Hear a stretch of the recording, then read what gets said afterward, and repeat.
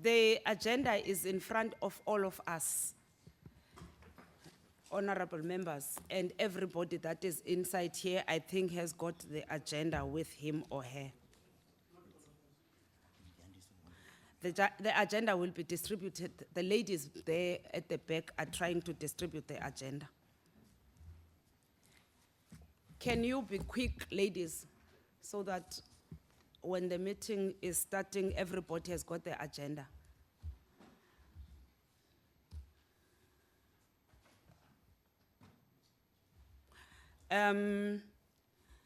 Obviously, the agenda has a welcoming and an opening agenda item.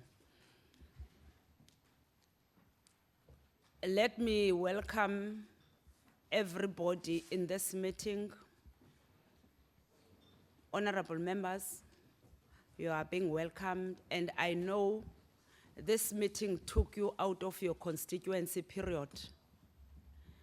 But because of our resolutions that we have taken on the 21st of June, and saying we are going to have this meeting before we start with the inquiry itself.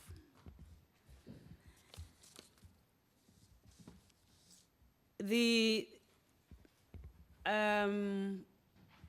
outer or the South African Council of Churches is welcomed. They are part of us. The outer is also part of us. We welcome you.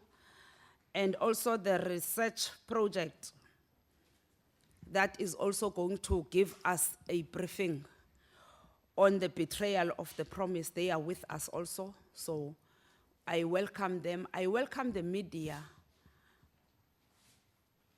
in this meeting, and I welcome everybody, even if there are people that are coming from outside Parliament who are not members of Parliament, I welcome them. But I want to be consistent on what we are doing. I have asked people who are not members of Parliament,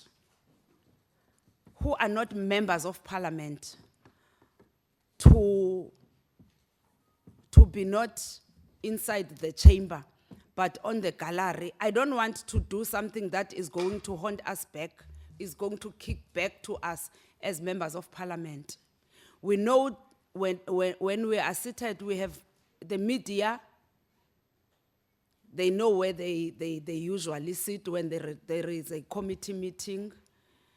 But members of Parliament must be identified as members of Parliament. I don't know every member from other organizations.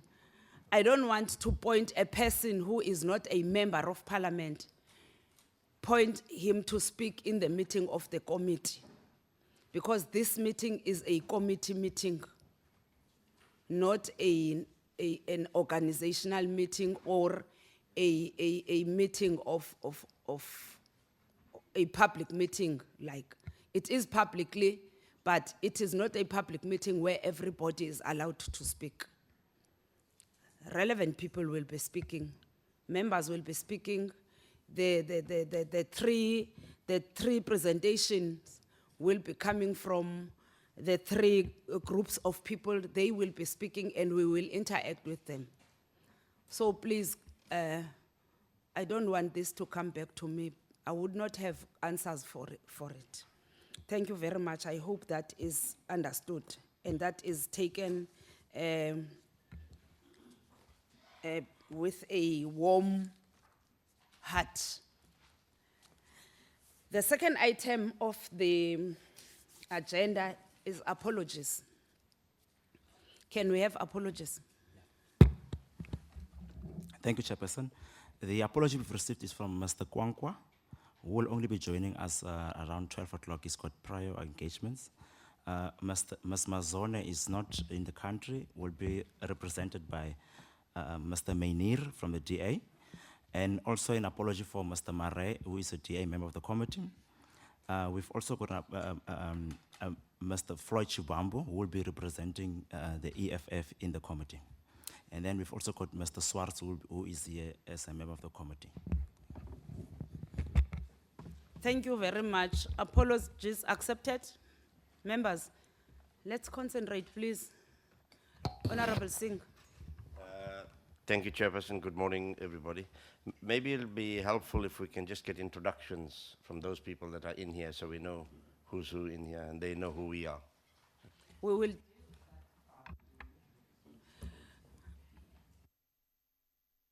Accepted ne, because they are written apologies as per the committee resolutions.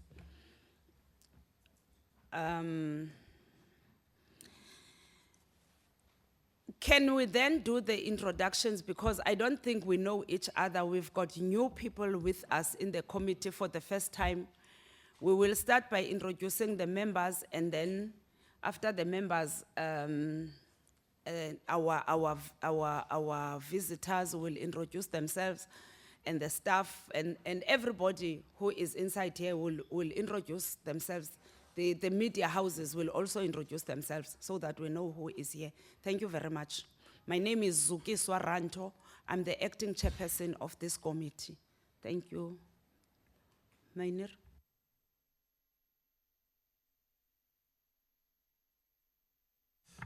My name is David Mania. I'm representing Natasha Mazzone in this committee for just this meeting. She will be back for the inquiry itself. And thank you, Chair, for your warm welcome. I certainly feel more welcome at this committee than the Finance Committee.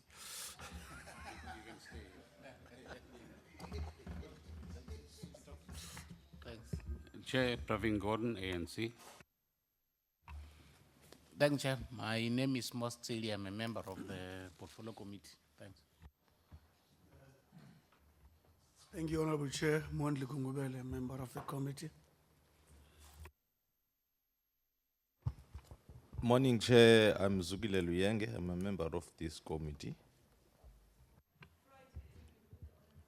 My name is Floyd Shivambu. I'm from the Economic Freedom Fighters. Good morning. My name is Naren Singh, a member of this Public Enterprises Committee. Thank you. Morning, Chair. Thank you for your welcome. I'm Steve Swart from the ACDP. Thank you so much. Morning, Chair. Sorry for being late. My name is Gailin Obanda, member of the committee.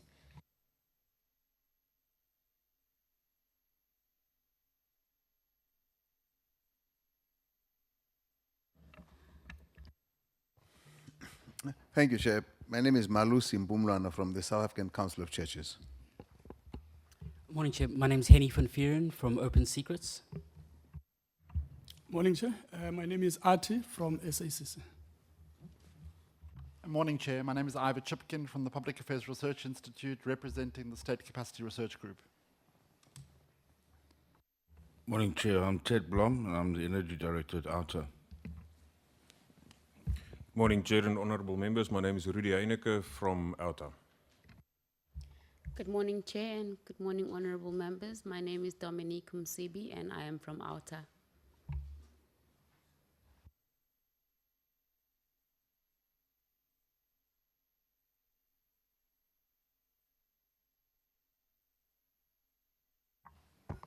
Thank you, Chair. I'm Fuzo Zenzile from DPE. Nesta Kivet from ENCA.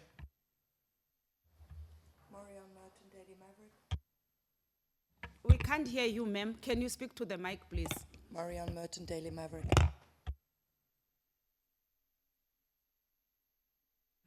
I'm Gay Davis from Eyewitness News. Good morning. I'm Loretta Lawrence, PA to the chairperson. Liesel Paper, Fin 24. Linda Enso, Business Day. Sean Kirsten, DA Research. Siyabonga Mkhonazi, Independent Media. Good morning, Chair. Llewellyn Prince of Netwerk 24. Good morning. Jen Rolt Smith from the Parliamentary Monitoring Group. Good morning. I'm E from Parliamentary Monitoring Group as well.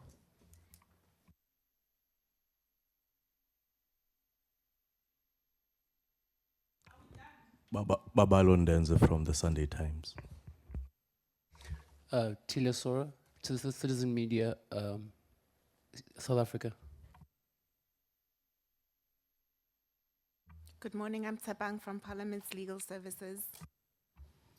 Good morning, I'm Fatima Ibrahim, Parliamentary Legal Advisor. Suan Isaac, Parliamentary Legal Advisor. Good morning, Chair. Anthony Mitchell, IFP Legal.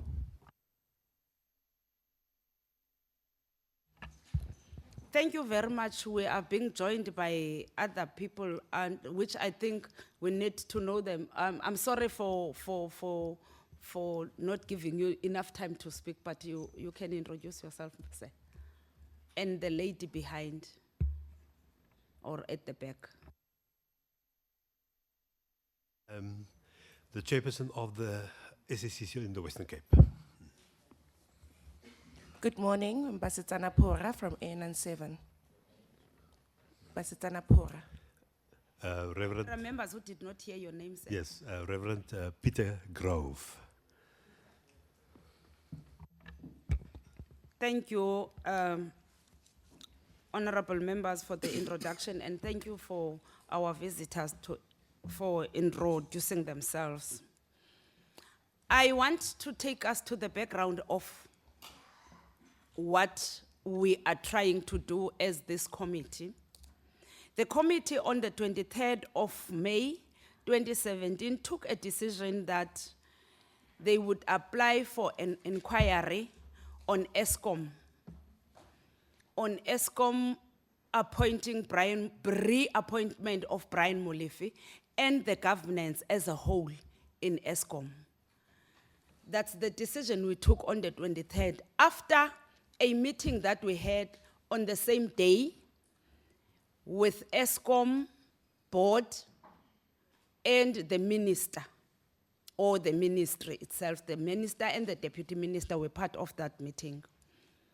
After our deliberations and our interaction with both the minister and the board of Eskom, the committee felt there are underlying issues that were not presented to us by Eskom and the ministry.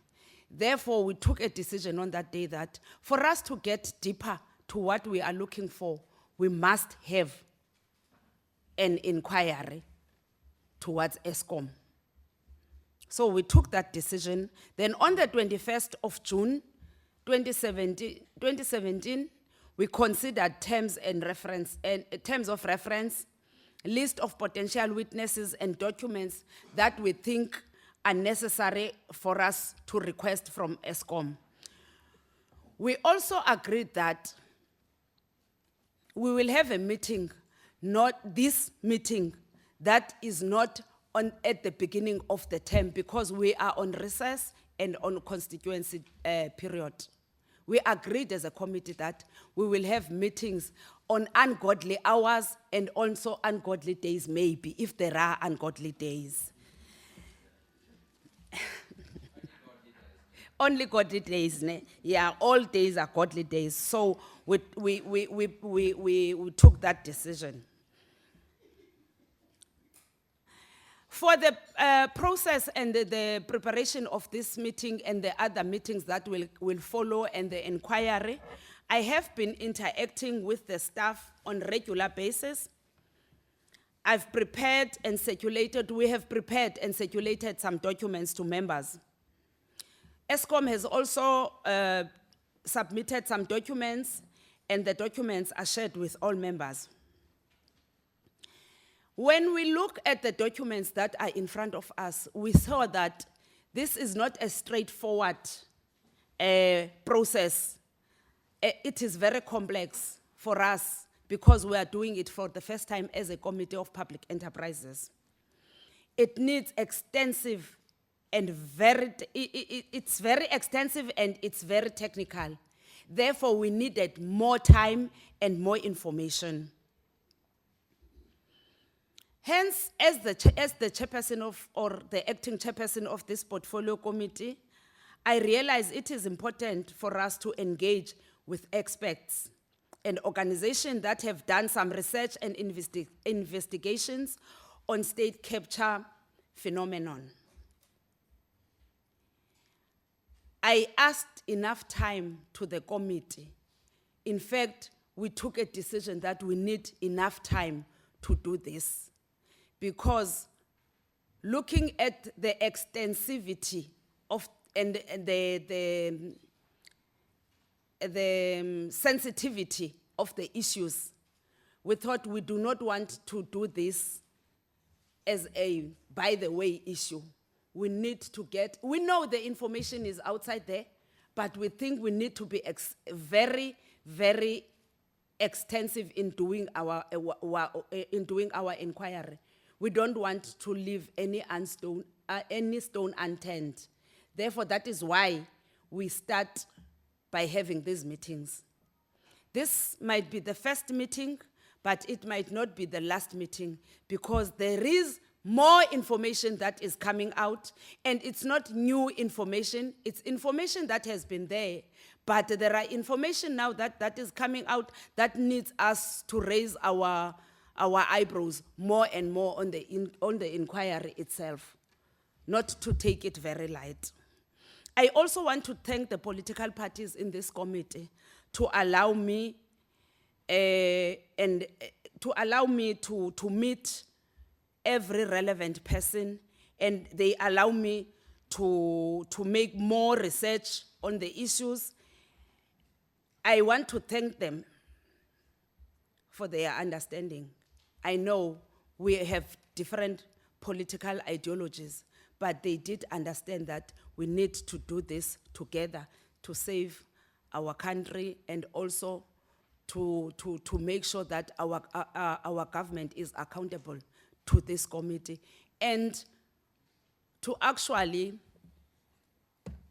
show the whole South Africa or the whole world that the mandate that we are given as a committee or as public representative, we are working on our mandate. We have not left our mandate behind and work for something else. I also think it is proper for me to put the proposals of the committee before we start the meeting. We asked from Parliament to give us more researchers, more legal people to help us in doing this inquiry or preparing for the inquiry. We also wrote to the Chair of Chairs last week to request a service of Advocate Vanara. Advocate Vanara is no more on the legal services of Parliament, but he is here in Parliament. We wanted to source the experience that he had with the Committee of Communications, or the ad hoc Committee of Communication. And also we would like him to have enough time to prepare for the inquiry, because we want him to lead the inquiry, to be an evidence leader in the inquiry and help us as members. So he must interact with all the documentation that we have, and also check the relevance of the potential witnesses. We don't want to call a person here who is going to take us out of what we are looking for or out of our objectives. We want every person to be to focus on the objectives of the committee.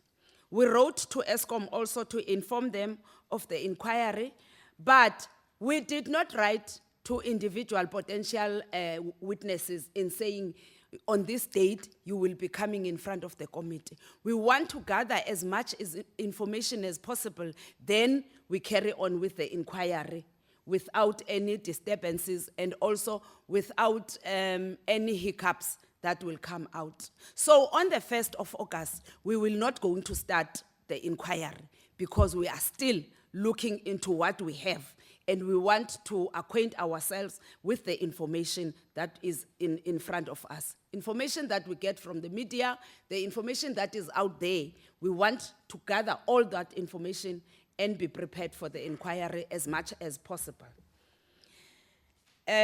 We are going to start our meeting. That was just an opening remark, a short opening remark from me as the chairperson of the committee. Honorable Singh.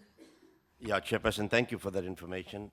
We could probably have a discussion on what you've said later after when we've done with the presentations, Because we'd like to Yes, talk. we will, Thank we you. will. We have a document also in front of us as members of parliament, ping of this document, Eskom project map that we need to discuss later as a committee.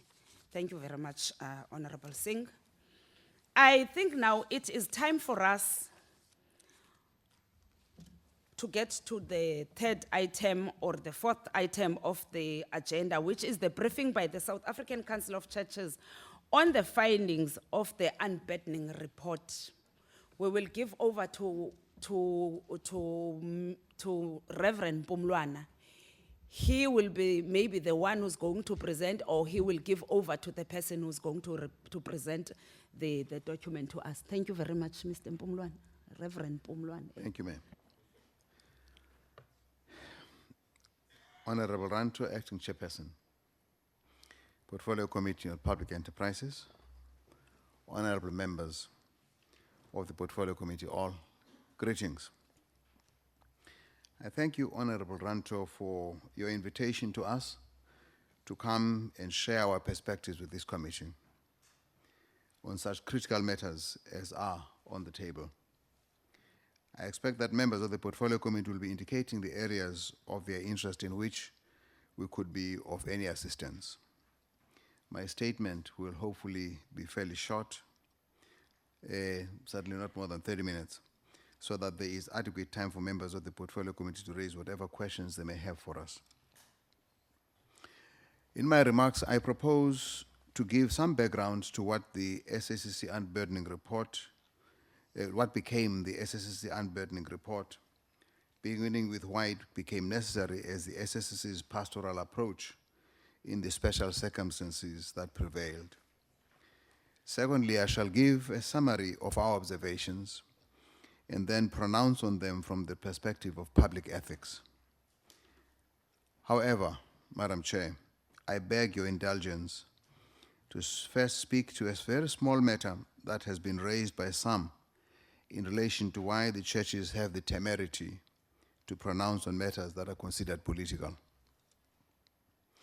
The standard refrain has been that church leaders should restrict their focus on spiritual matters and stay clear of political pronouncements.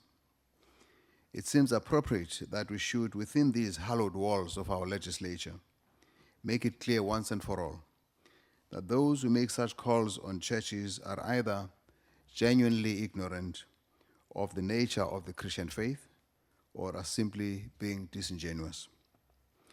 While we suspect that the latter might be the case, we consider it worthwhile providing for those who may be genuinely ignorant.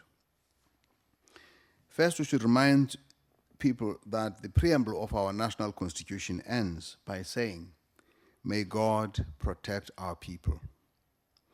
This is indeed the constitutional imperative for the church to rise to protect the people of South Africa in the name of God.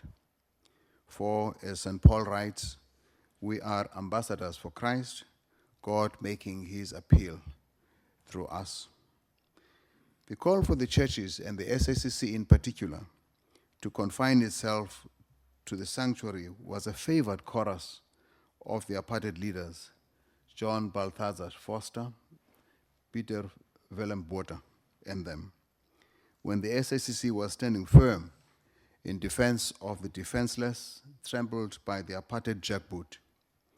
When the SACC, in partnership with its global body, the World Council of Churches, unapologetically supported the liberation movements, materially and politically, through the theological justification of the liberation struggle. We never dreamt in our wildest dreams that there would come a time in democratic South Africa when political leaders take on the Foster Botha chorus, churches to the altars and pulpits, and leave politics to politicians. Our response to this will simply be a direct quote from one of my illustrious predecessors as General Secretary of the South African Council of Churches, when he had to defend the ministry of the SACC to a special judicial commission, the ILOF Commission of Inquiry into the South African Council of Churches. In a submission titled the divine intention, General Secretary Desmond Tutu said, "Our religion is concerned about the here and now because that determines, to a large extent, the hereafter. Time in Hebrew Christian understanding has eternal significance, and that is why human lives and human decisions are important. All life belongs to God. The Christian faith believes that God uses ordinary material things as vehicles for God's special grace and divine life, as in the sacraments. Our religion is incarnational through and through. The whole of life is important, political, economic, and social, and none of these aspects is untouched by religion as we understand it," Tutu continues. "It is part of God's mission and purpose for His word to bring about wholeness, justice, good health, righteousness, peace, and harmony and reconciliation. These are what belong to the kingdom of God, and we are His agents to work with Him as His partners to bring to pass all that God wants for His universe.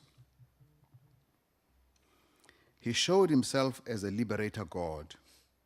Where there is injustice, exploitation, and oppression, then the Bible and the God of the Bible are subversive of such a situation." Close quote. It is our hope that these vintage words of the vintage SACC to an apartheid judge, who surely must fit the epithet counter-revolutionary, will suffice to clarify that the SACC never did in the past, cannot today, and will not in the future refuse to address national issues in relation to public ethics, be it the unethical apartheid regime or the unethical corruption, greed, or the usurpation of state institutions for private benefit and against the public good. For this reason, the SACC National Conference has resolved to collaborate with South African society through a national convention process that will agree on the basic standards and values against which public institutions and public officials will be measured in the critical spheres of our life, and agree on what is ethically un-South African. Honorable Ranto, in your letter of invitation, you requested that we come and make a presentation on our findings in the light of our unburdening report. First, the background as to the unburdening panel process.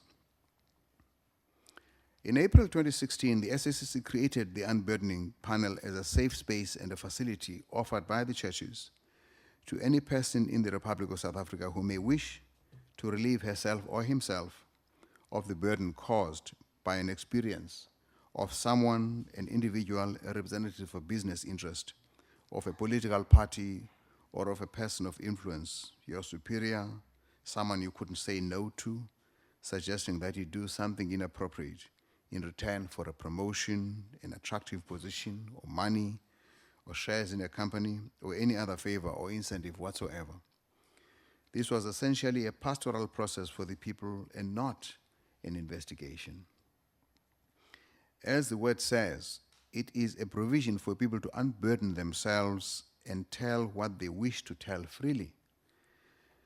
The unburdening notion is based on the Bible text that says, "Bear one another's burdens and so fulfill the law of Christ." This comes out of Paul's writing to the Galatian church. The panel is chaired by the SACC President, Bishop Zipho Siwa.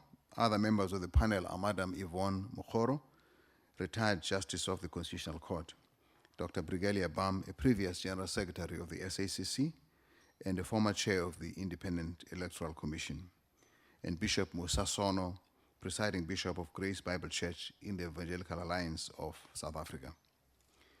Working with a team of voluntary lawyers and researchers for the public good, and with the General Secretary of the SACC coordinating the Secretariat. Depending on the wishes of the unburdening persons, their information would be utilized by the churches for advocacy in the anchoring democracy pillar of the South Africa We Pray For campaign, or be made public for South Africans to know what is going on, as is appropriate, be given to a constitutional body like the Human Rights Commission or the Public Protector or any organization identified by the person concerned.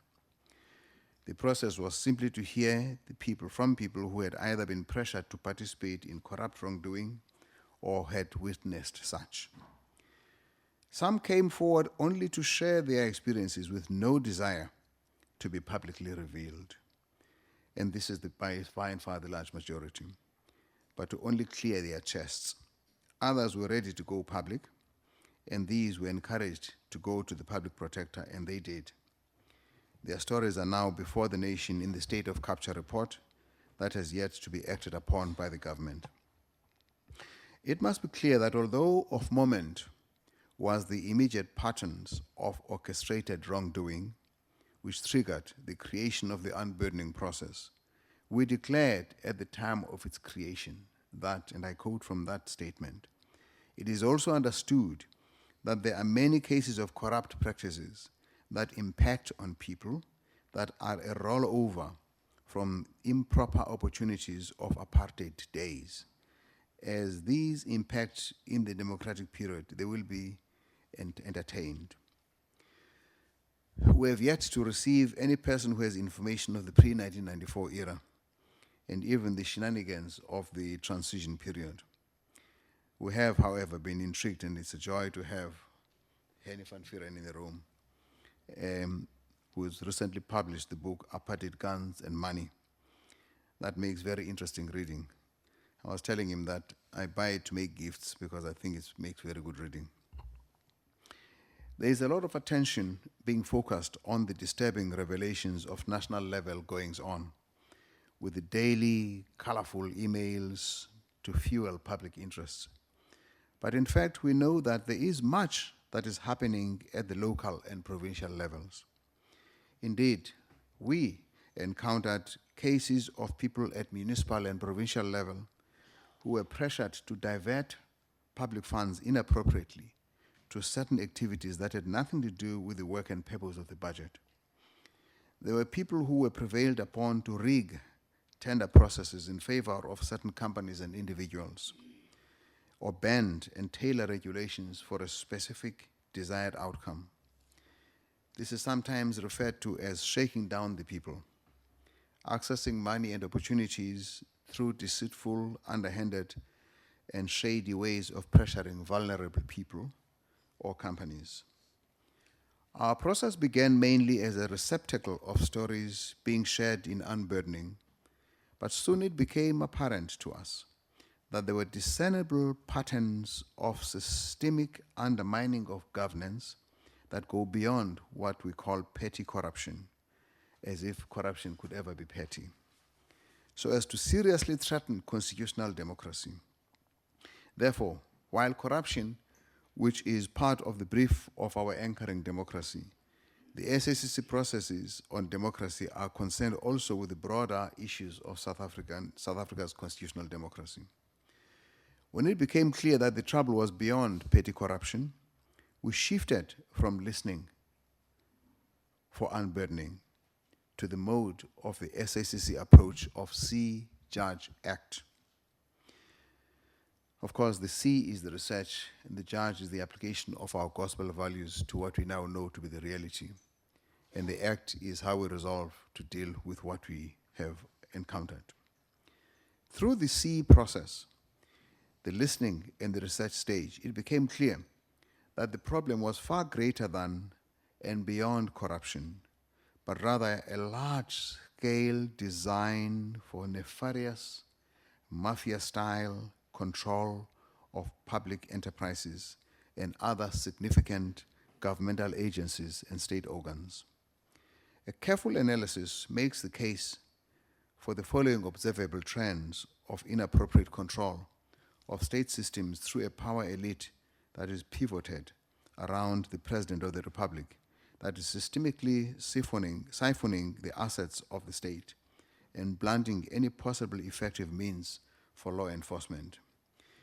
They do this by, we chose to stay with the number 7. There's a whole lot more, but 7 is a biblical number.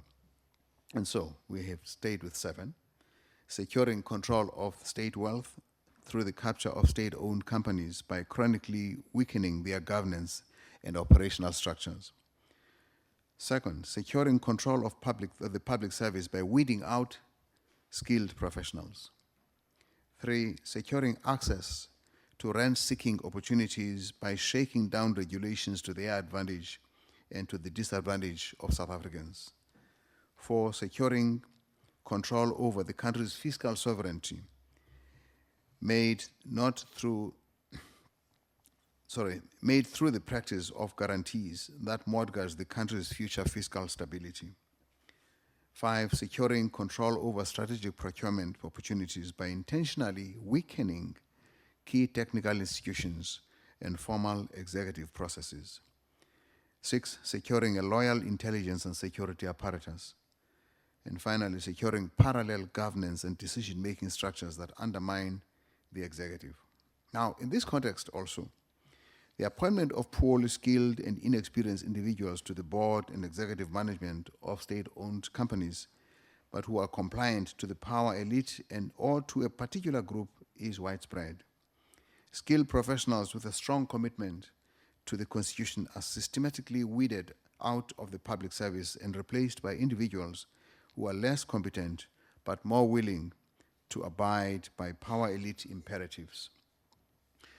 Once the public good officials are neutralized, state companies are able to proceed with transactions that are not in the interests of the country.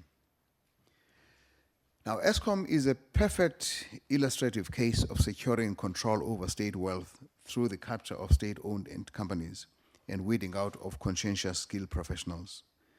It is South Africa's largest consumer of coal. It is an extremely attractive cash cow for corrupt interests. Would you not wonder what it is that necessitates that the 2 Transnet tender chiefs, Brian Molefe and Anoj Singh, be both redeployed to Eskom from Transnet to carry on in the Eskom environment in their respective roles? Eskom is big with both coal and the tantalizing opportunities through its nuclear power project. The proposed 9.6 gigawatts nuclear project is one of the largest public investments programs in South African history. Compared to the size of our economy, it would be one of the biggest investments undertaken by any country in the world. Therefore, the decision has to be taken in the best interests of every South African, not sectional business interests. The consequences otherwise would be catastrophic for us, our children and our grandchildren and our great-grandchildren for decades to come. The churches were opposed to the nuclear power model for 3 reasons. First, the environmental hazards associated with it, not only because of what we have seen in the accidents occurring in the more developed countries like Japan and Chernobyl in Russia, but also because of the abiding question of how to safely dispose of nuclear waste in South Africa. Secondly, the relatively higher cost of nuclear energy as against renewable options that lend themselves in the South African environment. And thirdly, the secretive manner in which the whole procurement process is managed, a situation through which corruption thrives. However, this third and the last of these concerns seems to have claimed pole position, to use the Formula One language, as research as well as just putting together what is already in the public domain would suggest. Now, the widespread and deeper levels at which the power elite design has been able to reach has us wondering if it can easily be reversed without a thoroughgoing reform of governmental systems to plug the holes. We wish to make it clear to the Portfolio Committee that, commendable as this effort is to get to the bottom of the capture of public enterprises, beginning as you do with Eskom, the Eskom case is not isolated, nor is that of Transnet PRASA, DENEL, SAA, SABC, but that it reaches out to other organs of state, elements of the security services, and so on. And it has a cancerous effect up and down the governmental system, both socio-cultural and economic impacts. It sets the cultural tone, the ways things get done around here. And for the upright to be isolated, sidelined, and made to feel out of place because they're toeing the line of the constitutional order. Now, at each point where it touches, it has serious economic impacts. The loss of jobs, the loss of public trust, the loss of predictability of policy with a whimsical political regime. This is immoral, unethical, perverse, obscene, and unreservedly unacceptable. It is the stuff that would prompt Prophet Habakkuk to complain to God, "Your eyes are too pure to look on evil. You cannot tolerate wrongdoing. Why then do you tolerate the treacherous? Why are you silent while the wicked swallow up those more righteous than themselves?" The principles of cooperative government and intergovernmental relations in Section 41 of the Constitution, Chapter 3, says that all organs of state must secure the well-being of the people of the Republic, provide effective, transparent, accountable, and coherent government for the Republic as a whole, be loyal to the Constitution, the Republic, and its people. We wonder if the governmental system remains within these constitutional parameters today.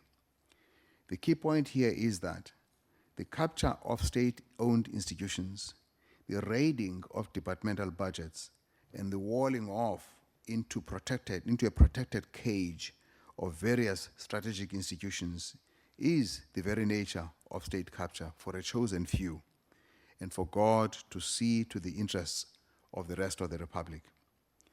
The authors of our Constitution, many of whom are still alive, assumed that the leaders of the executive would always act in the best of public good in accordance with their oath of office. In that spirit, they were vested with the responsibility for the appointment of boards, even with cabinet ratification. The cabinet was supposed to be above reproach, but when doubts emerge based on what has been experienced, the question arises as to whether state-owned enterprises boards should not require the ratification of a broader body like the legislature, provided that the legislators themselves uphold their premier and constitutional responsibility as sworn representatives of the people and their interests, rather than the narrow interests of their political parties. That is the ideal world, but that is the imperative of public ethics. Ethical questions may well be asked: how come the same network of companies associated with specific individuals somehow manage to have what seems to be a prescience of potential lucrative projects, and not only land these, but in some instances get assisted to qualify and exploit these opportunities? Now, John Foster, in making a case that the public protests in our streets were orchestrated by a few obstacles, cried out, "These same faces are seen causing trouble in different parts of the country. The same people, the same faces." In that vein, we ask, where are all other South African companies? It is our turn to use John Foster's phrase. This poses serious ethical questions when the same companies involve members of families and close friends of senior government leaders, and no less a leader as the President of the Republic. The critical lines of public ethics may indeed have been crossed, most evidently in the public enterprises such as Eskom and Transnet. We have argued before that, and I quote from that, "Ethics in any society is like the serum in the bloodstream, which makes for the consistency and integrity and trustworthiness of the governmental relationship between citizens and government in the organs of state. Ethics in democracy is about ensuring that the governmental systems and operations faithfully and fairly, justly serve the best possible interests of the citizens, the public. As religious bodies, we believe that this ethical imperative thrives on the principles of the light as against the darkness of subterfuge. And on this, St. John writes, "This is the message we have heard from him and announced to you, that God is light, and in him there is no darkness at all." We say it is only the culture of light that will restore good governance and restore the integrity of our public institutions. Our Constitution refers to this as transparent, accountable, and coherent government for the Republic as a whole. That is the basis of the South Africa we pray for, a just, reconciled, peaceful, equitable, and sustainable South Africa, free of racism, tribalism, sexism, and xenophobia, free of corruption and deprivation, and for every child born to grow to its God-given potential. Situma kube njalo. Thank you for your time. Thank you very much, Reverend Umlwana. I am not sure if in any of the people in the South African Council of Churches would want to add on what you have said, or you are satisfied this is what you are presenting to us. So you believe so? Okay. Thank you very much for the presentation. Members, we will ask questions after all the presentation. Please note your questions. I know some of the presentations that are given are not, they are coming, but they are not in front of us. But in any way, you will listen to what the presentations that are put in front of us. We are not going to throw the documents away. We are still going to use the documents also, getting towards the inquiry as the committee members. So don't feel like you are not privileged or your rights have been taken because you did not have the presentation in front of you. We have received the presentation this morning. The presentations this morning, they are being printed. So please just try to listen to the verbal presentation and take note. Honorable Tsedi. Thanks, Chair.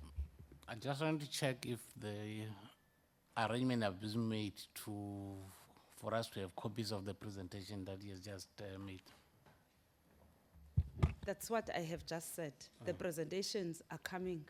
Oh, okay. No. That's what I was saying. Thank you.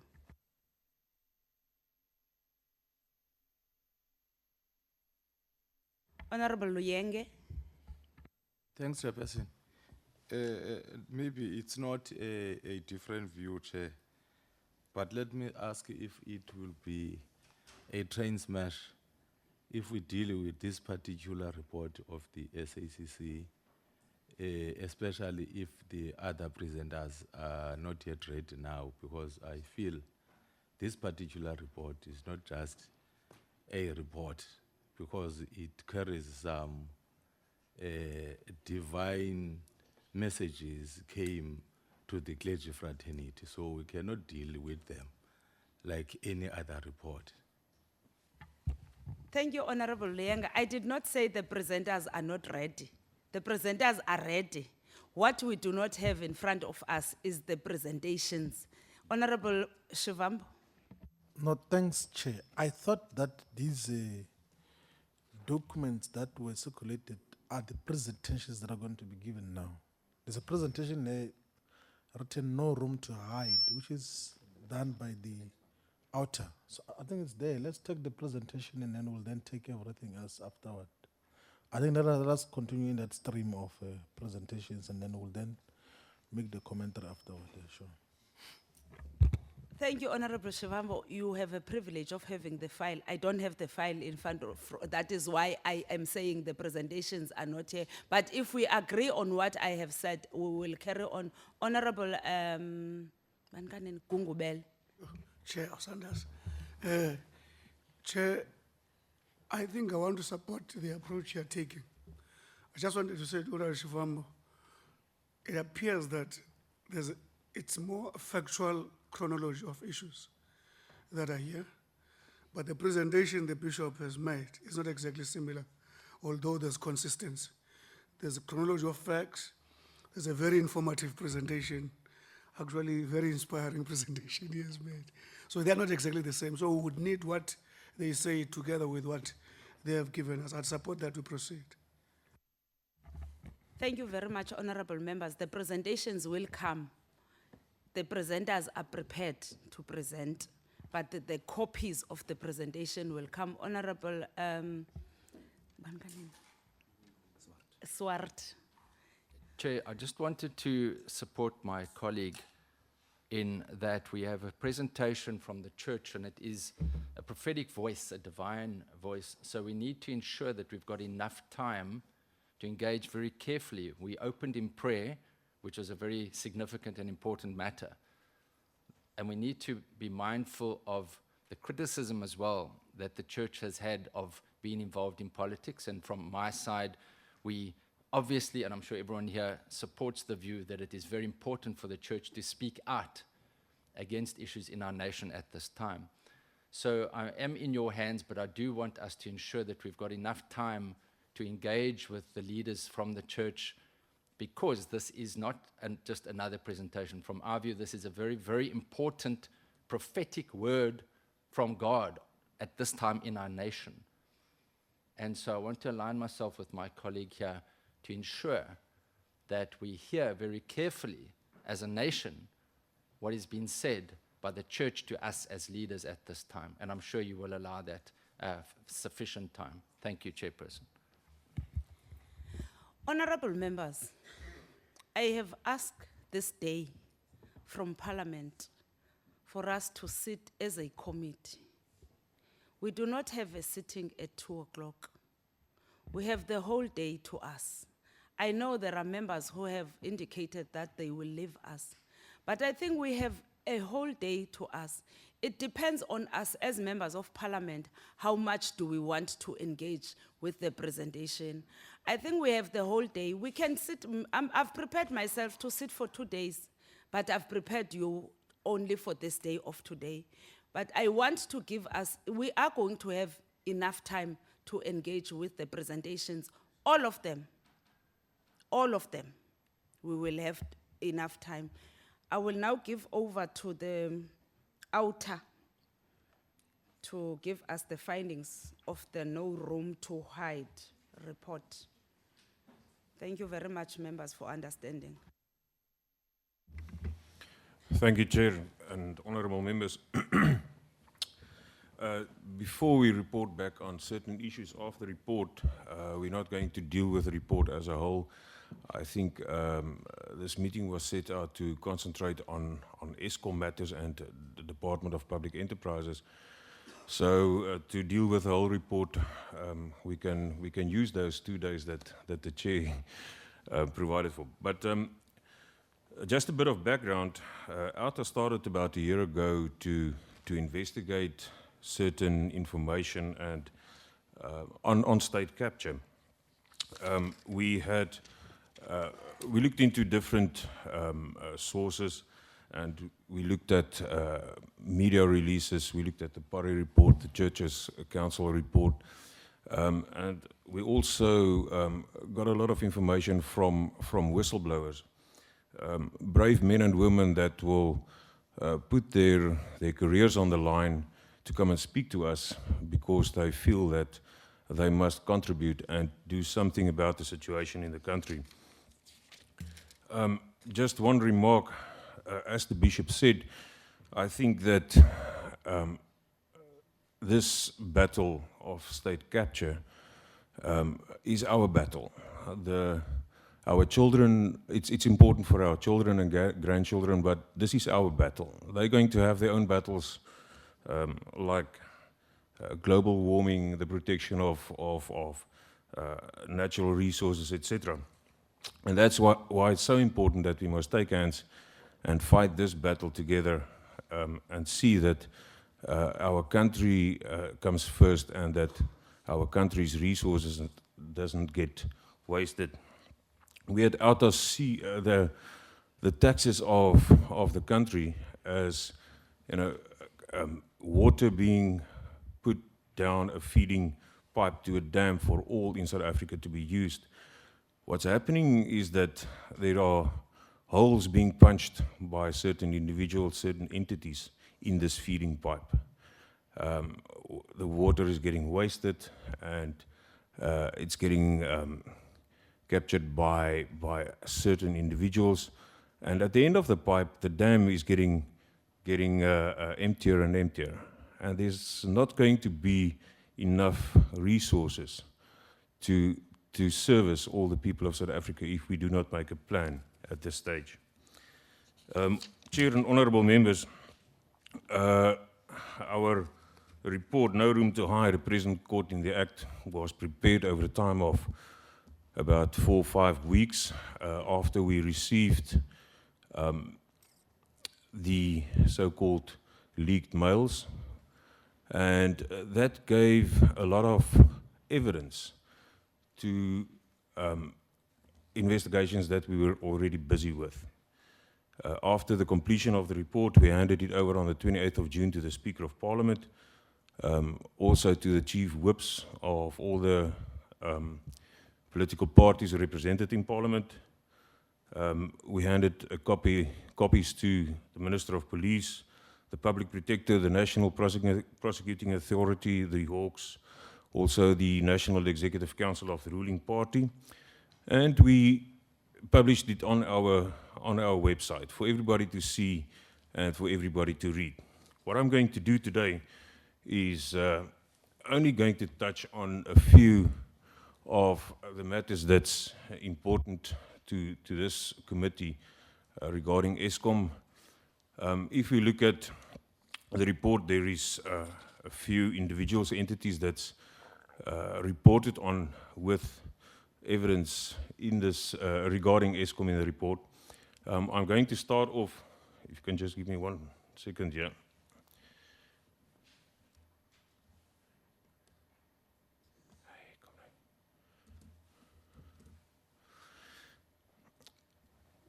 You will see that there is certain individuals that is in the report. Then there will be individuals that's not in the report itself. We are busy doing more investigations. We received a lot of information from whistleblowers, from other parties that I've mentioned before. And we are compiling a second report, as this is something that we really take care to do, not to rush it, and to make sure of our facts. Then, after I've reported back on these individuals, Mr. Blom will report back on Eskom, the Brian Molefe pension situation, also Trillion, and the current or the financials that were published a few days ago. If we carry on to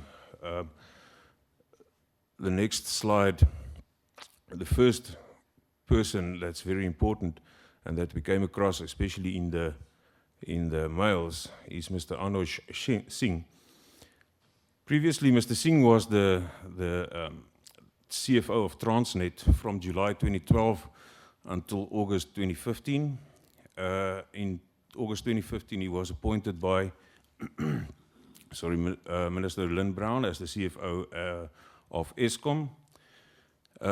There's a clear relationship between the Gupta family and Mr. Singh dating back to 2012 already. What we have found, evidence that we have found regarding this relationship, is that the Gupta family funded certain trips for Mr. Singh to Dubai. You will see there the 6th to the 9th of June 2014, where he stayed in the Oberoi Hotel in Dubai. In brackets there, the whole report and the annexures, like I said, is on our website. And in brackets there is the referral to the specific piece of evidence in our report. Anybody is welcome to go. It is a pile of paper, and I didn't want to bring everybody a copy of that. We could not afford the excess weight flying it up from, flying it down from Gauteng to here. But it is available and everybody can have a look at that. Now this trip, you will see, it was just 3 months after Transnet awarded the locomotives tender. From 7 to 12 August 2014, the same in the Oberoi Hotel in Dubai. There was a clear message, and this is the indication that the Gupta family paid for these trips, is from Mr. Ashu Shawa, the COO of Sahara, that handled a lot of business for the Gupta family, where he wrote to the hotel, please swipe the card for all charges. This trip was just before, if I remember correctly, Newtel was notified that they were the new preferred bidder for Transnet. Then on the next slide, the 7 to 9 November 2014, same Oberoi Hotel. This was just weeks after the award of the new TEL contract worth 1.8 billion rand. There was 2 other trips as well, the 24th to the 26th of February 2015 and 13 to 15 June 2015. And then after the appointment of Mr. Singh as CFO of Eskom, there was a trip 17 to 24 December to Dubai, and this was just days after the Tegeta obtained the Optimum coal mine.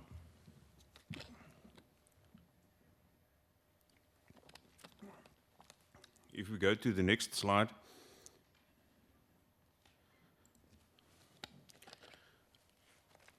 there's another individual that can be connected to Eskom, as well as a very important member of the Department of Public Enterprises, Mr. Richard Seleke.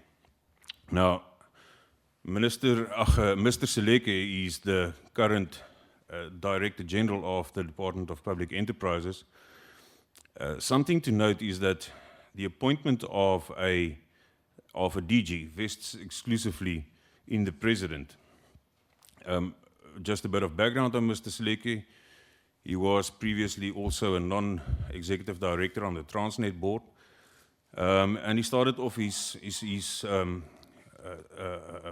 public service career in the Free State under current Minister Mosebenzi Zwane. Now, in the mails, there was a very prominent person who wrote a lot of mails, or who received and transferred a lot of mails. And this with the email address infoportal1@zoho.com with the screen name of Businessman. Now, Businessman sent his own CV to Mr. Duduzane Zuma on the 29th of June, and once again the annexes there in brackets, you can refer to the annexes in the report itself. A few months after that CV that was sent, Mr. Seleke was appointed as the DG of Department of Public Enterprises. On the next slide, Mr. Seleke acted as a postman, if you can call it that. He received classified and confidential information from DPE, and he forwarded it to the Gupta family. On 7 January 2015, that's when it all started.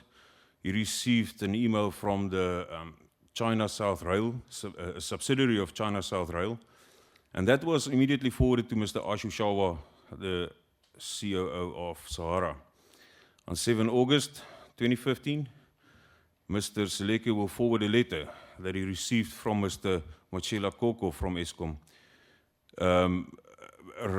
regarding the Optimum Business, or from the Optimum Business Rescuers, where they discussed certain situations regarding the business rescue procedures of Optimum. That mail was sent by Mr. Koko to Mr. Seleke, and immediately we resend it to Mr. Shawa to keep the Gupta family, I believe, in the loop. Then on 4 November 2015, Eskom received a privileged legal opinion from senior counsel. And this legal opinion, once again, was sent by Mr. Koko to Mr. Seleke, and he will forward it to Mr. Tony Gupta. On the next slide, we carry on with Mr. Seleke. 4 November, Eskom will receive a letter from a company called Just Coal discussing a contract regarding coal supply and the problems that not only Just Coal but other few coal suppliers have got with Eskom.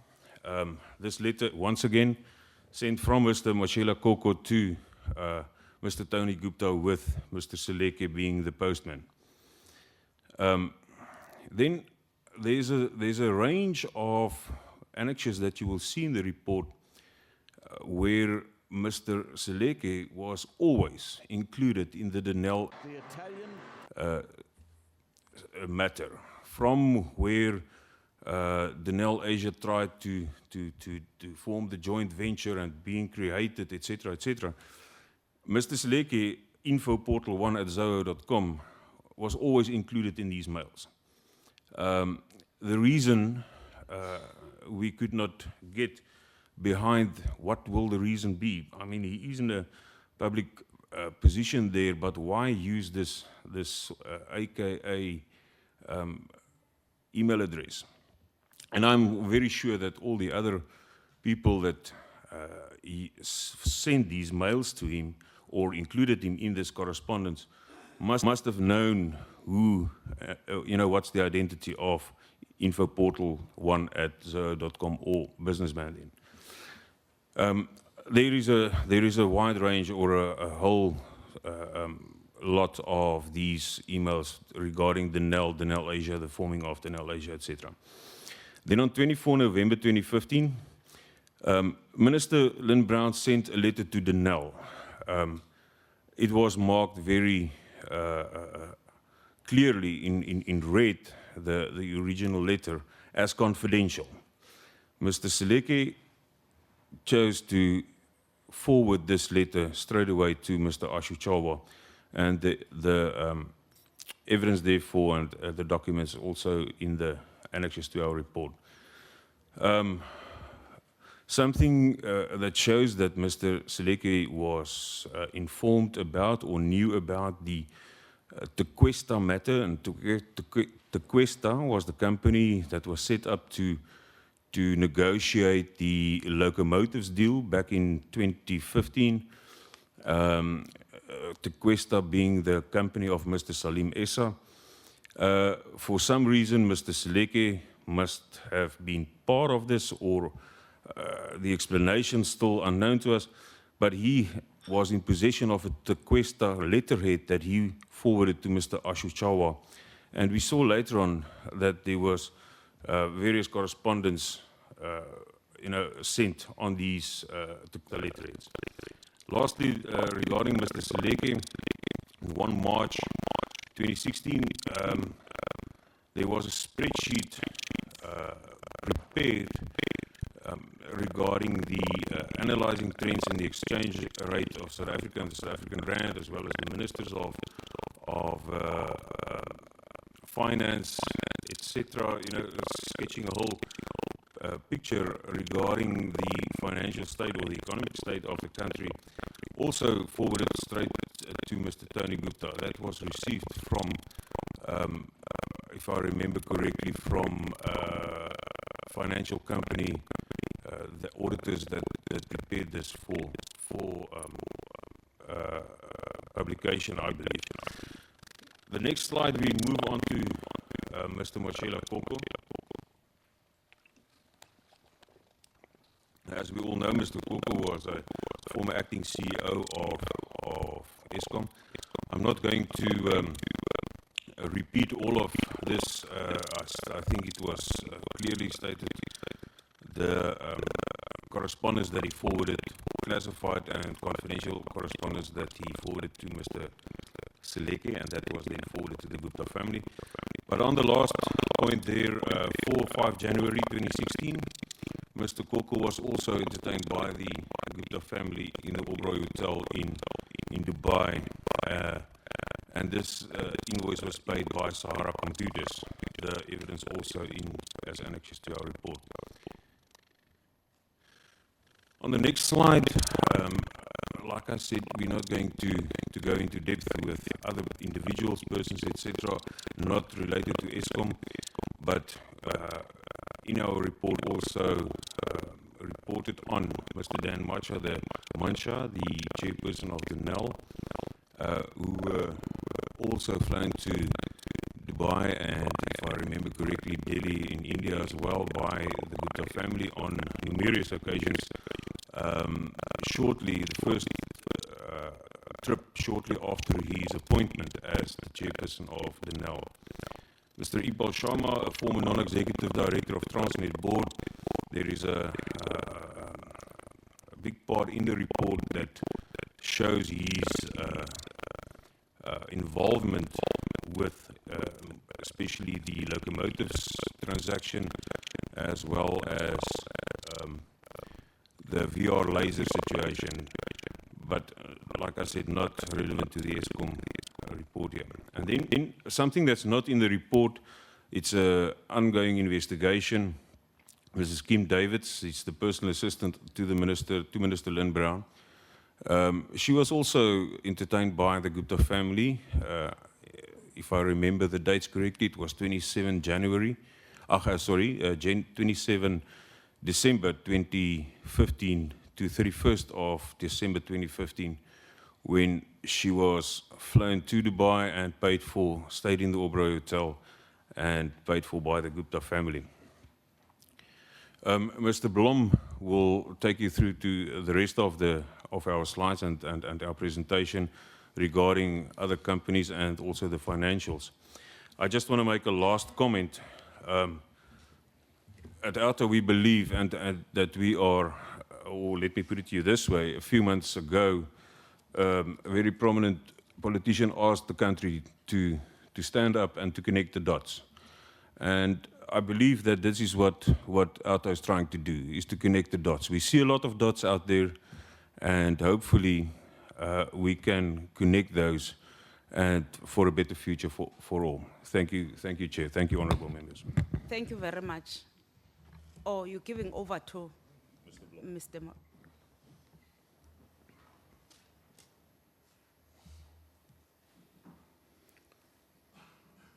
If you can change the slide, please.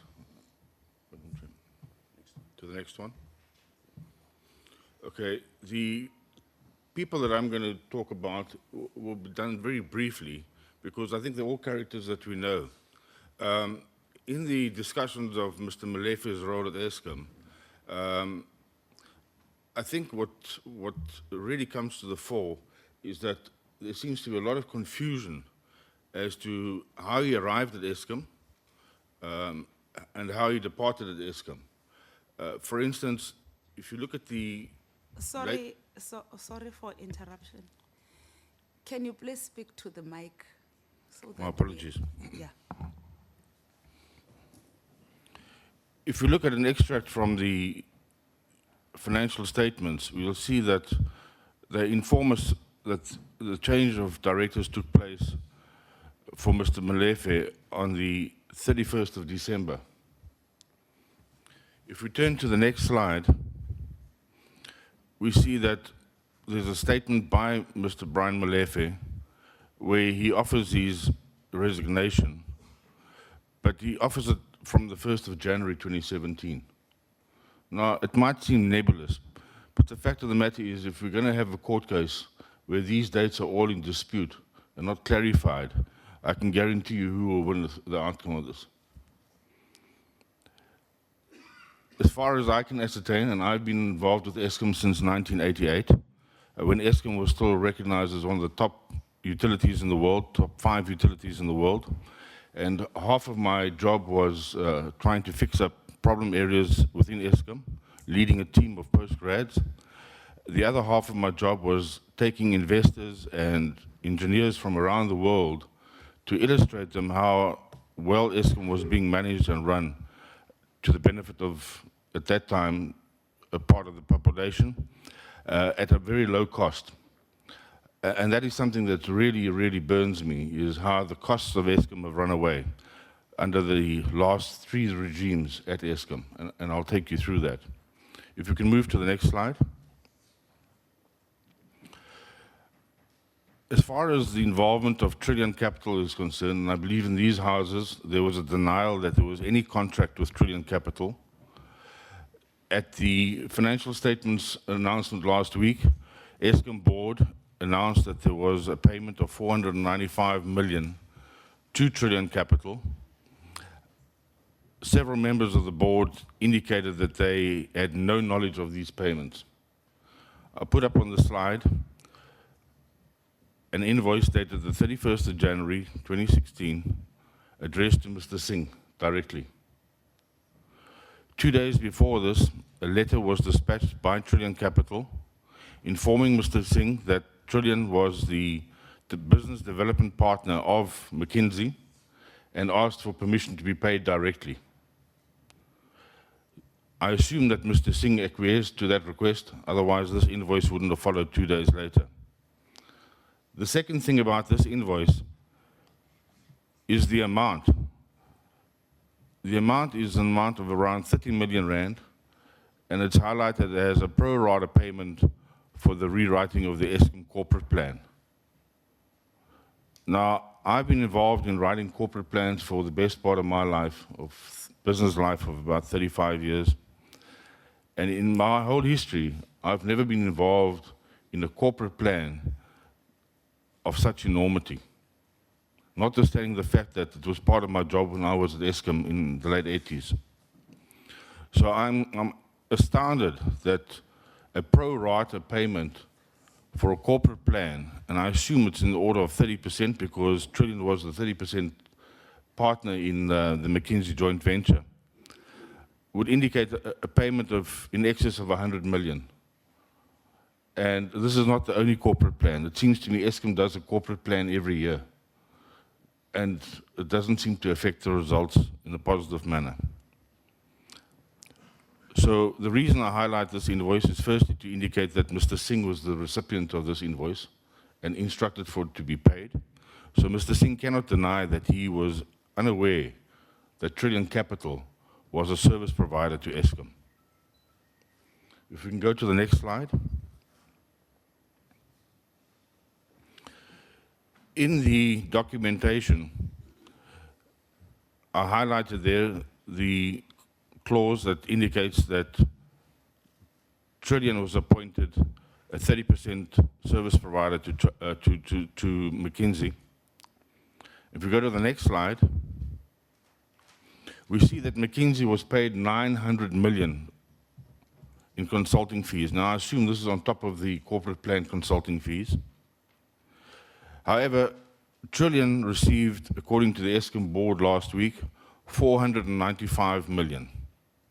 It seems to me the maths has gone astray, because 495 million is not a third of 900 million.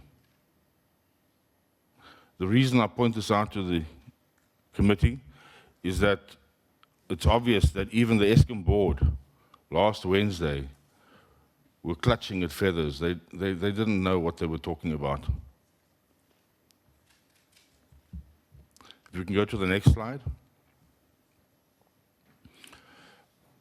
During the presentation that the Eskom board presented to the press and later on to the investment analysts, I need to point out to the committee that I was declined the opportunity to ask questions at the press release.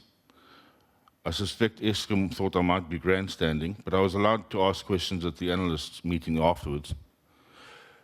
In neither of those presentations did Eskom mention anything about the qualification to their financial results by the auditors. They mentioned that the reason for the postponement of the annual financial results was due to legal issues relating to the labor issues around Mr. Koko and Mr. Molefe. When we got hold of the results after the meeting, it's also significant that the results were not available during the meeting. They were only handed out after the meeting. Madam Chair, as you can see, this is probably the smallest font I've ever seen financial results being printed in. It's about a 4 font in my estimate.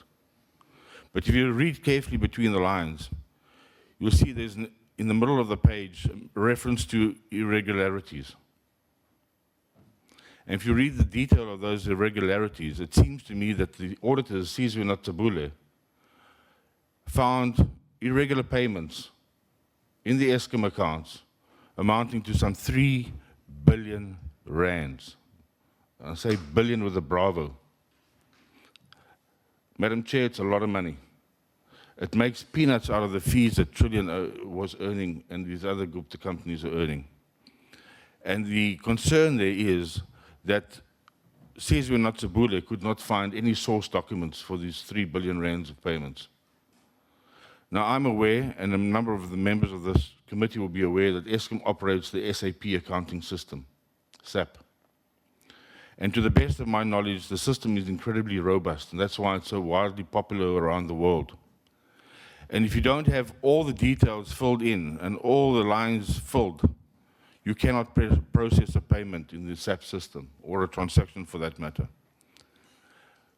So all I can conclude, Madam Chair, is that from this statement, where 3 billion was processed without source documents, is that somewhere in Eskom, there's either somebody with a golden key who can override the SAP system, and we know that SAP has been receiving money from the Gupta family, or alternatively, there's an old checkbook that hasn't been burnt and is run in parallel to the SAP system, so that payments can be made without source documentation. Whichever the case may be, Madam Chair, it's a case for serious, serious concern. Because as easy as this 3 billion could disappear, so could the other billions in Eskom's treasury disappear. I ask that the committee focus on this when they do their full investigation, please. If we can go to the next slide. At the same financial presentation last week, the board indicated that they were totally unaware that Mr. Singh had signed off a financial guarantee in favor of Tegeta days before the optimum transaction was concluded to the tune of 1.68 billion rand. Madam Chair, it's a pity we can't read this font again because it's so small, but the clauses that are highlighted there indicate that all the corporate governance procedures have been fulfilled. And this is on an APSA document. They were assured that all the corporate governance procedures had been fulfilled before APSA endorsed this guarantee issued by Eskom in favor of Tegeta. Madam Chair, why do we present this document? The reason we present this document is not to advertise APSA. The reason we present this document is to indicate that there is a fundamental breakdown of governance within Eskom, including Eskom's legal department, who allegedly also endorsed this document if you look at the last clause on this page. It is unheard of for a government entity to issue such magnitude guarantees for a private company to buy another private company. This is not for the source and supply of material. This is for one company to have the cash available to buy another company.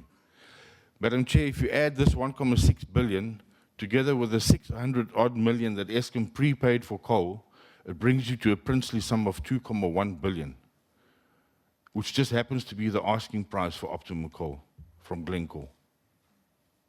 I don't think one needs to be a genius to add the two numbers together and to see that there's more to the story than we have been told. If we can move to the next slide, please.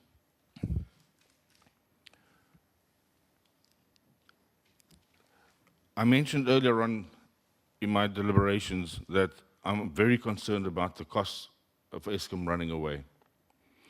I refer you here to an extract from the chairman's statement from the Eskom financials for 2005. Again, it's very fine print, but nevertheless, if you read the highlighted number there, I think it says 93 billion. And this 93 billion is the chairman's estimate of full capital expenditure that will be required by Eskom for the next 5 years. Madam Chair, that's from 2005 until 2010. I feel sad at having to mention this, because this number includes Medupi, ostensibly Kusile, as well as Ngula, 3 big capital projects that were on Eskom's radar at that time. I need to mention to the committee that I was consulting to Eskom from 2006 to 2008. I was pulled in again to help them resuscitate the coal procurement plan that had gone stray. And having previously worked at Eskom in the financial division responsible for coal procurement, it was very easy for me to regenerate the document.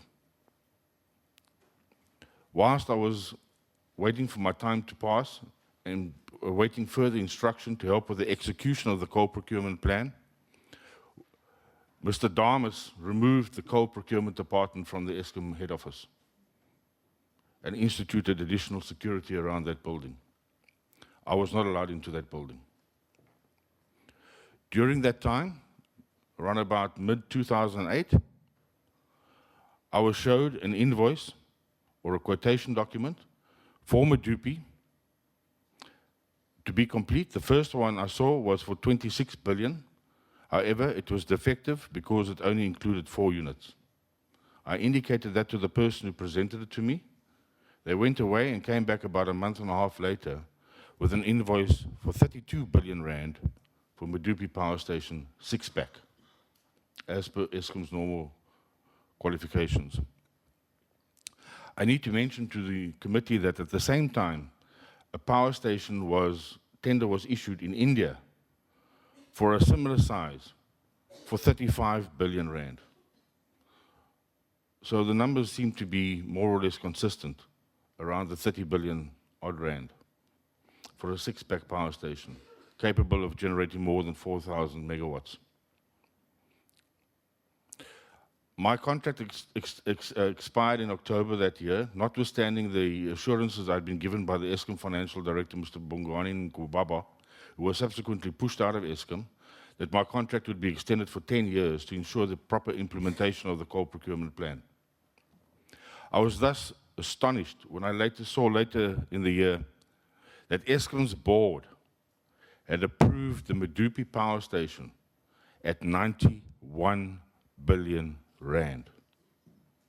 Madam Chair, the question I need to ask is, where did the additional 60 billion come from? As events unfolded, we were subsequently informed that the suppliers to the Medupi power station had been swapped. Hitachi, which is known worldwide for its excellence in turbines, had been swapped out from its tender for the turbines to the boiler, and Alstom, which is known worldwide for its professionalism in boiler building, was swapped out to provide the turbine. And that's where the technical mess at Medupi started. I was also later informed that the parties, that Hitachi had to engage with a BE partner, which, for the record, happens to be Chancellor House. Madam Chair, I think those entities need to be interrogated to find out where the additional 60 billion rand in costs came from. If we go to Eskom's financials of last year, we see and we are informed that not only has Medupi escalated to well over 150 billion rand, but the same Mr. Damas took it upon himself to photocopy the Medupi contract and allocate the Kusile players without a tender. I think that is a gross irregularity. I have publicly been complaining about this since 2009. My record is in the press. You can go and have a look at it. And nobody believed me at the time that there was gross corruption within Eskom. I'd also come across more than 8 billion rand in my estimate at that time in coal frauds, where coal was allegedly being shipped from one power station to the other, defended by quality differences, but which was absolute nonsense. It was just fraud and more fraud and more fraud. I uncovered the fact that it was organized crime. I was told by Eskom's investigators that there was a syndicate of 54 people in that syndicate of the organized crime, including a very prominent member of parliament at that time. I ask this committee to investigate that further, please. If we can go to the next slide. For those who thought my 93 billion for the 3 projects was stupid and a guess, the director's report of 2005 again mentions, highlighted there, 93 billion for all Eskom capex for the next 5 years. Again, we must ask ourselves, how did 30 billion for Medupi become 150 billion today? And similarly for Kusile, Ngula's 20-odd billion became 40 billion. Madam Chair, there are vast amounts of money that are just disappearing in front of our eyes. If you can go to the next slide. As I mentioned up front, I'm very concerned that Eskom's money being blown away. If we go to that slide, we'll see at the bottom that in 2005, if we assume Eskom was efficiently run at that time, the cost of electricity was around about 16 cents a kilowatt hour.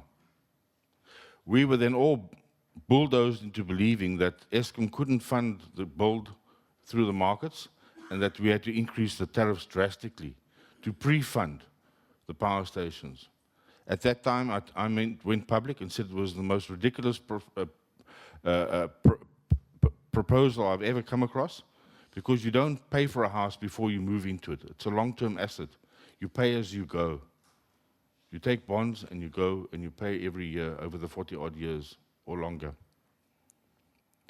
Eskom chased the electricity price up from 16 cents in 2005, and the latest application will take them to over R1 a kilowatt hour. If Eskom had been run efficiently as the NERSA regulations require for them to get a guaranteed price increase, we can take the Eskom price of 2005 and escalate it by CPI every year, by a factor of CPI, not the full CPI, because 2/3 of Eskom's costs are fixed. The bonds are not affected by inflation, and the fixed plant are not affected by inflation. They're spent monies. So only the operational cost escalates every year. If we add CPI to the 16 cents of 2005, Madam Chair, you and I should today not be paying more than 30 cents a kilowatt hour. Eskom will come to NERSA in the next month asking for over R1 a kilowatt hour. If we add up the excess monies that has been stolen from us by Eskom over the last 10 years, because they've fleeced our pockets by big increases, and behind our backs they've also gone to the bond market and raised government bonds of over 350 billion, plus non-government bonds of another 100-odd billion rand. So not only have they taken the money from our pockets, they've indebted our nation to the tune of over 350 billion rand for the same assets. If we add all that excess money together, we get over R1 trillion, Madam Chair. The assets were only supposed to cost 90 billion rand. I think Eskom owes us a massive refund, Madam Chair. To stop this nonsense, I'm going to ask this committee to investigate and to advise NERSA that the price, given that Eskom has now over-recovered more than 10 times the amount of money that they should have for these assets, that the operating price of electricity goes back to where it should have been had Eskom been operated efficiently, and that we immediately revert to a price of under 30 cents a kilowatt hour. Can we go to the next slide, please? Thank you very much, Madam Chair. That's the end of my presentation. Thank you very much. The presentation on Auditor, is it complete now? Do you have any other person that needs to add on what you have said? Madam.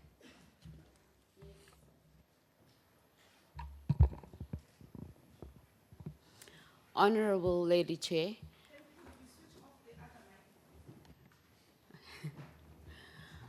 Honorable Lady Chair, I would just like to say that Auditor would like to commend and thank this committee for giving the concerned citizens the opportunity to speak here.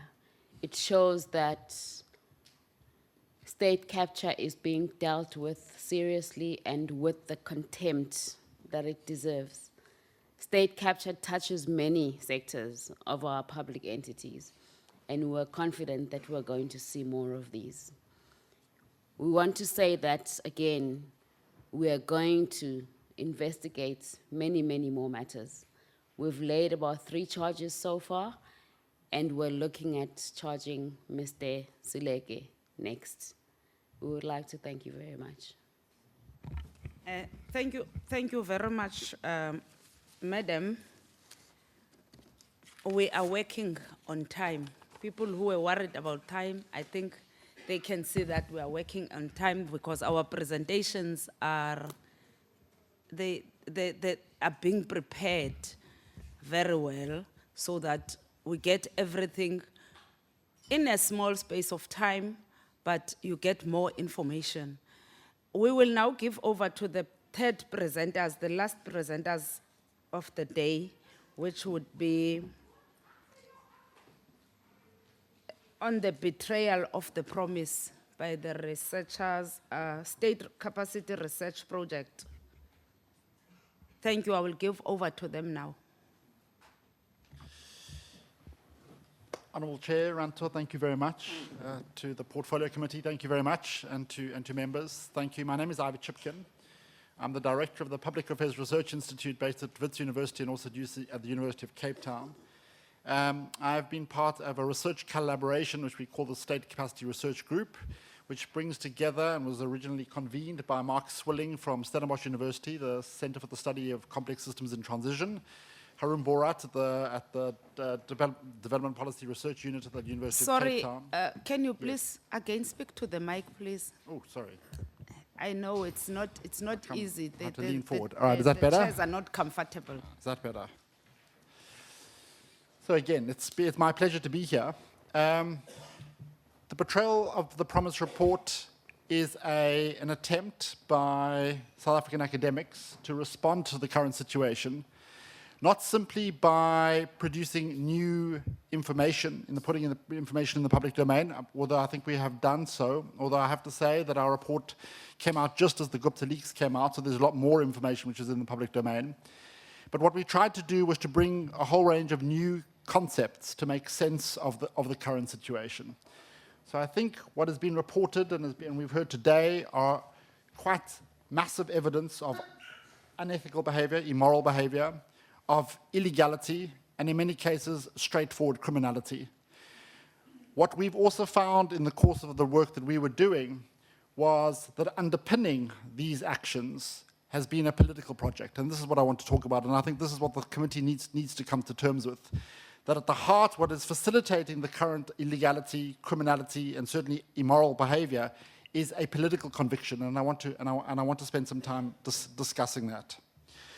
The betrayal report has brought together information that was already largely in the public domain. What we've done, to use that expression originally used by former Minister of Finance Pravin Gordhan, was joining the dots. So we've brought information produced by leading journalists in South Africa, in particular, which have to be commended in the South African context, the team around Amabungani. Documents coming from government departments, National Treasury, Department of Trade and Industry, public enterprises, legal and court documents, statistical and financial sources. What we've done is we've collated this information, we've brought it together, and we've analyzed it together to see what story it tells. And what we say, as I say, is we find not just a story of criminality and illegality, we find at the heart of this is a political project and how it affects the state, and how the state-owned enterprises come to play the enormous significant role in the current drama which we currently face. So that's the background to our group.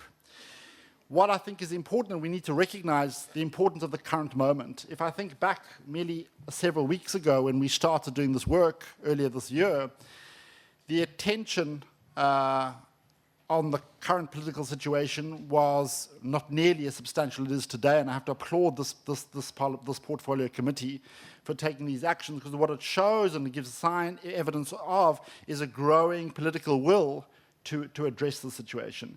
You're seeing a large mobilization of civil society organizations. There was a conference in Johannesburg last Tuesday, the largest gathering of civil society organizations in South Africa since 1994.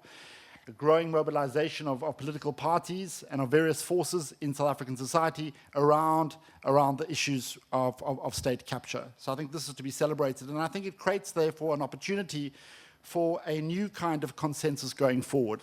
A consensus premised on three things, and what we'll, as you'll see, discuss now. One is on a real model of economic transformation, which is absolutely necessary, which I'll talk about in a moment. Secondly, is a reaffirmation of the principles of the Constitution and a commitment to South Africa's democracy.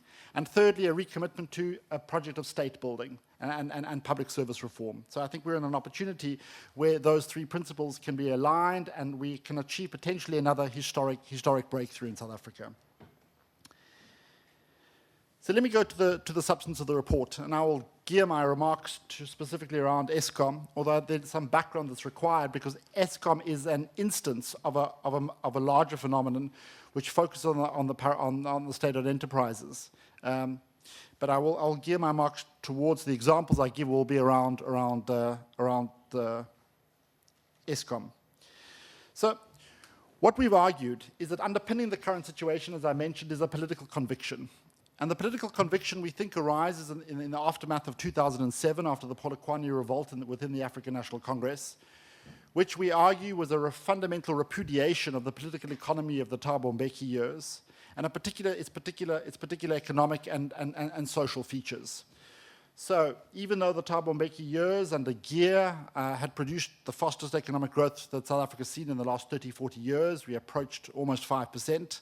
The argument that emerged in the aftermath of Polokwane, an argument which I think is absolutely was correct, was that this growth was associated with the emergence of a small elite, a small economic elite, a vulnerable middle class, and massive then economic exclusion. An economic exclusion which took particular form, economic exclusion for people in rural areas, and in urban areas, in informal settlements, and on the margins of the cities, massive economic exclusion. And who were excluded fundamentally? It's a lot of people unlikely that are present in this room.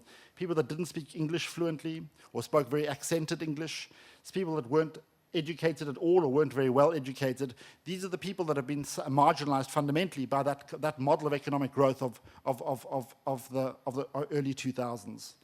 So what you see after Polokwane is the search for more radical models of economic transformation, especially ones that will put South Africa on a more inclusive growth path, to use the current terminology, but one that can undo and reshape the fundamentals of the South African economy.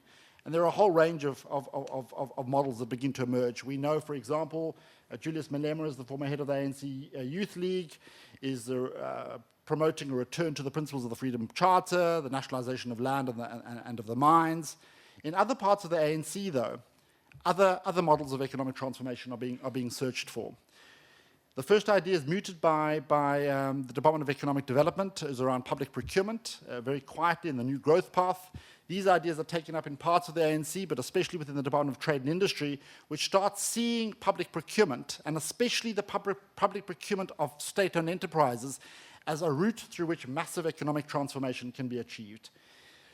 We found a document from the Department of Trade and Industry from 2011 listing all the state-owned enterprises and listing the procurement budgets, producing a figure of about 210 billion rand, 210 billion rand of procurement spent in only 13 state-owned enterprises, which the argument went, and this is the first time we hear the expression radical economic transformation.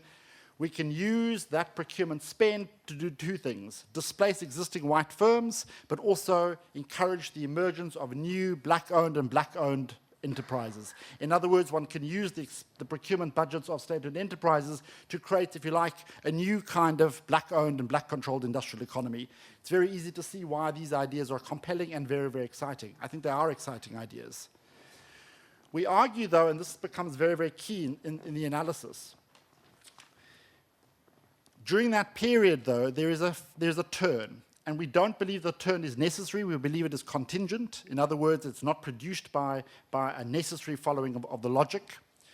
We argued around 2011, around 2012, the protagonists of radical economic transformation, this model of using the state-owned enterprises and using the procurement budgets of state-owned enterprises to engineer an economic transformation, increasingly start turning against the Constitution, and in particular constitutional bodies like the National Treasury.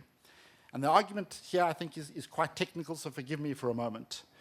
If you look at the final constitution in relationship to the interim constitution, you will notice two surprising developments. In the interim constitution, National Treasury is not mentioned at all. In the final constitution, the National Treasury is a constitutional body, which means how the National Treasury behaves is not a matter of policy and is not a matter of legislation. It is dictated to by the Constitution. That's the first thing. The second development, which is also surprising, is that public procurement is a constitutional matter. It is in the Constitution. Perhaps the crafters of our Constitution were very prescient about how South African politics might develop in the coming years. The constitutional provision around procurement requires the two principles are reconciled. They clearly imagined that they were easily reconcilable, or perhaps reconcilable with some difficulty, but nonetheless reconcilable. So there are two principles in public procurement in the Constitution. The first one is what we might call a principle of good value. It requires, this is not at the discretion of the minister, it's not at the discretion of the ruling party, it's not a matter of policy, it is a constitutional requirement that requires that public procurement pays attention to price, the price of the goods or services that are being acquired, the competency of the service provider, and their experience. Those are constitutional requirements. The second principle is a principle of what we might call equity. It requires that public procurement favors previously disadvantaged people in South Africa. So the crafters of the Constitution clearly imagined that these two principles were reconcilable. Good value for money and economic justice. What is interesting, we start seeing around 2010, 2011, the protagonists of radical economic transformation are increasingly arguing that not only are those principles irreconcilable, but they are actually in fundamental contradiction. That you cannot pursue procurement which does justice, which achieves the purposes of economic justice or economic transformation in a way that achieves good value at the same time. So you see within the Department of Trade and Industry, but also from various groups, including the Black Management Forum, pressure on the National Treasury to include a 30% set-aside clause. In other words, that 30% of all public procurement is granted to black-owned and black-controlled firms, irrespective of experience, irrespective of price. We see in 2011 tremendous pressure on the National Treasury to pass those resolutions and extend those the black economic empowerment considerations to state enterprises. And the former Minister of Finance does not do it. We think it's a key moment of the radicalization of the project of radical economic transformation, and increasingly the idea that National Treasury is an obstacle to this project. What we argue, and this is, I think, very, very important in how we understand what developments at Treasury, we argue and we are able to demonstrate it, I think, quite clearly, and the evidence produced by Auditor and by the South African Council of Churches, I think, confirm this over more and more, and the Gupta leaks confirm it more and more, is what you see in this turn away from the Constitution and a sense that constitutional is an obstacle to radical economic transformation, and so is the law. It creates a general environment for illegality and growing criminalization. And what you start seeing from that period on is a growing illegality in the way in which state-owned enterprises are behaving. Much evidence has already been placed before this committee on what that looks like. The first examples are in Transnet around the procurement of trains to the value of 51 billion rand. We now know some of the detail around that contract, where it looks like the Gupta family were receiving 10 million rand for every 50 million rand train. It's just an extraordinary slice of the money that is leaking to the Guptas. In 2015, though, there's another cabinet reshuffle. Brian Molefi's moved from Transnet to Eskom. The Eskom board is changed. Many people are brought in, as the public protector revealed later. Public protector demonstrates that many of the new board members have very close or immediate links to the Gupta family.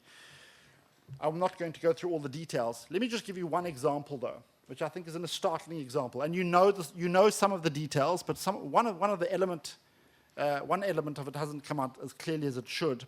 And I think it gives a good sense of, for this committee going forward, some of the areas which you might want to probe around. It's around the value of the coal contracts. You know the story of the Glencore mine, Optimum. It's been discussed earlier.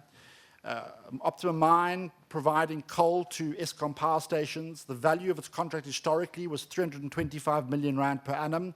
It's providing low quality coal to the mines, to the power station. Brian Molefe comes on board as the CEO of Eskom. A fine is imposed on Glencore because of the low quality of the coal, of over 2 billion rand. It pushes the Optima Mine into near bankruptcy, or to bankruptcy finally. Glencore appealed to renegotiate the contract under Brian Molefe's tutorship. They refused to renegotiate. The mine goes into bankrupt. The mine goes bankrupt. There are those extraordinary details that emerged around the Minister of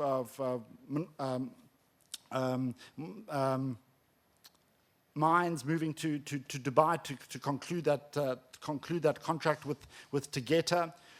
We know those details, and I'm not going to go through them again. But what is extraordinary is the value of that contract. Almost immediately if you go to the website of the Office of the Chief Procurement Officer, the new office which is established to provide oversight of procurement deals in South Africa.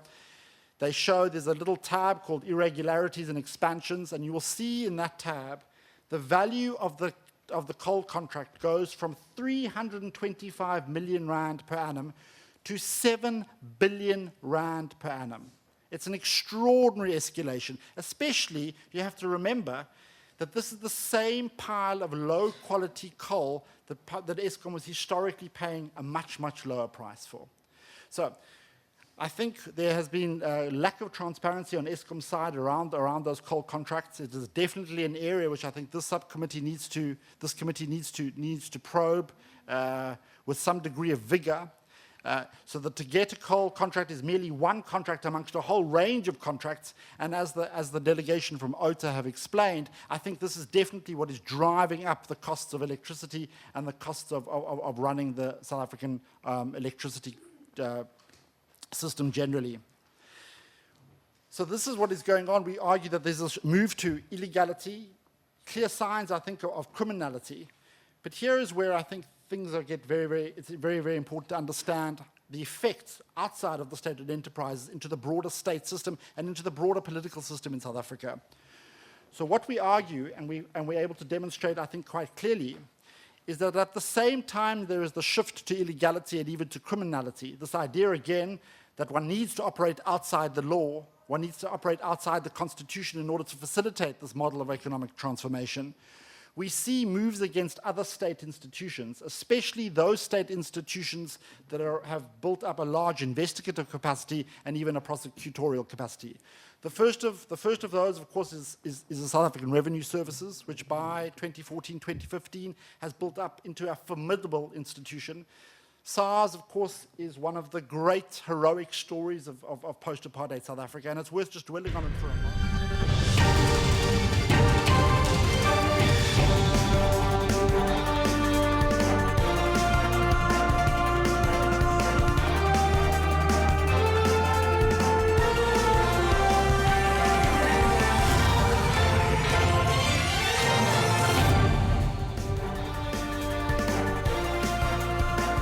You're still with SABC News. I'm Alicia Jali. Let's take you live now to the north. And then to collect that taxation is one of the great achievements of the ANC government in the post-apartheid period. By 2014-2015, SARS has not just developed a great infrastructure to be able to collect tax, it's also built up quite a formidable investigative capacity to detect and find and move against non-compliance taxpayers, especially those responsible for, potentially responsible for, with a large tax, with substantial amounts owing to the fiscus. What we see in 2015, what we see into the end of 2014 are moves against the leadership of SARS. You know some of the details. Ivan Pillay, the deputy commissioner, is pushed out. 50 of the leading people at SARS are also pushed out. The circumstances are extraordinary. Many of them, you know them. A dodgy intelligence report appears alleging that there is a rogue unit within the South African Revenue Services. It's interesting that the original report of a rogue unit referred to a rogue unit operating within the intelligence services, not within SARS. It's worth following up on that.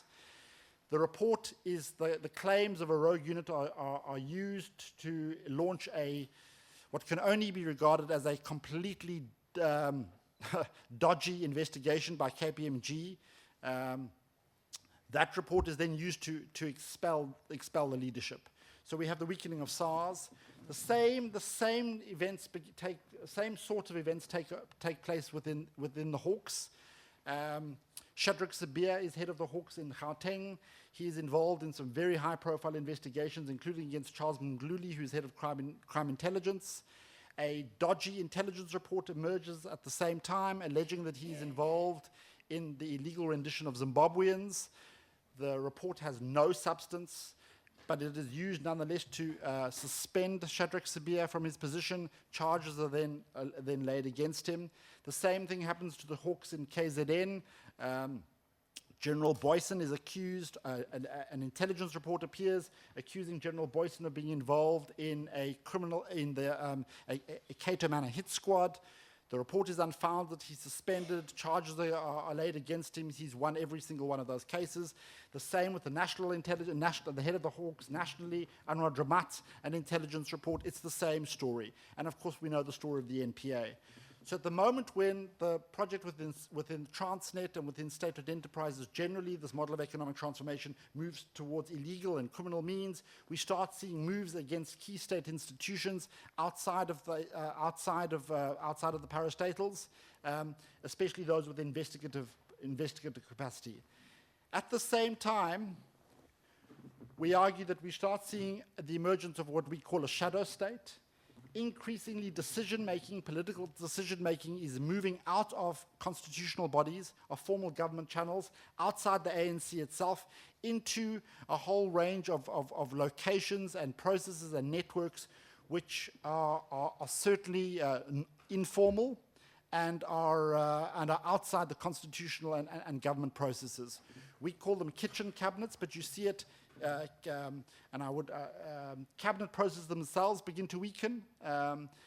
Lots of decision making is taking place outside of cabinet in interministerial committees, but we're able to show, and more evidence has emerged to confirm, huge and profound decisions are taking place in informal locations, including in Johannesburg at Saxonwold, at the residence of the Guptas in Saxonwold. We think Saxonwold is one of several other of these informal locations where decision-making and power has seeped away from formal constitutional bodies, away from government, and even from the ANC into these shadowy circumstances. So, what do we argue? We argue that what you're seeing in Transnet, and I encourage, and I'm very excited that this portfolio committee has been established and proceeding in this regard. What we urge you, though, is that the story of Eskom is linked to a larger story. A story of not just the criminalization of the state, not just what we call a silent coup, not just a story of criminality, but a story of criminality underpinned by a political conviction which we need to tackle head on. Now, this is why it's so important that this process is happening in a parliamentary forum. At the heart of the circumstances and the events at Transnet, at the heart of the circumstances and events at Eskom, and more broadly, is a political conviction that our constitution is somehow an obstacle to real economic transformation in South Africa. It is that conviction which we argue needs to be tackled head on. The conviction is incorrect. The conviction is false. The Constitution is a progressive document. It comes out of a progressive process, a progressive transition. It provides the basis for all sorts of quite important and fundamental changes to the nature of our society and to our economy. It must not be allowed that this idea of the Constitution as a reactionary or conservative document becomes deeply embedded or ingrained in how we think about South Africa. So what we urge you then going forward as a committee, practically around Eskom, there are several areas which we urge you to focus on. Of course, the nuclear deal, the question of guarantees and how they are and how they are awarded, the amount of those guarantees, which has been discussed earlier. We urge you to pay attention to the coal contracts, to probe very vigorously around those coal contracts. The story of Trillion is a very, very important one. We urge you to look at the way in which state-owned enterprises, and in particular Eskom, is structured in terms from its governance point of view, the relationship to the shareholder, to the structure of boards, and the relationship to the CEO. So we urge you to focus on the details and probe on the details of Eskom. But we also ask you to keep in mind and to probe all the time that this is happening within the context of a general shift to illegality and criminality, which is justified and made sense of in terms of this idea that somehow our constitution is an obstacle to change. I think this process is part of a broader process within South Africa, and if successful, I think we are able to turn the ship in South Africa, to re-establish the principles and confirmation, reaffirm our commitment to our constitution and to our democracy, to correct the behavior of the state enterprises, and also to relaunch and re-establish a project of state building in South Africa, to reaffirm the importance of key state institutions and the importance of public servants in South Africa. I thank you.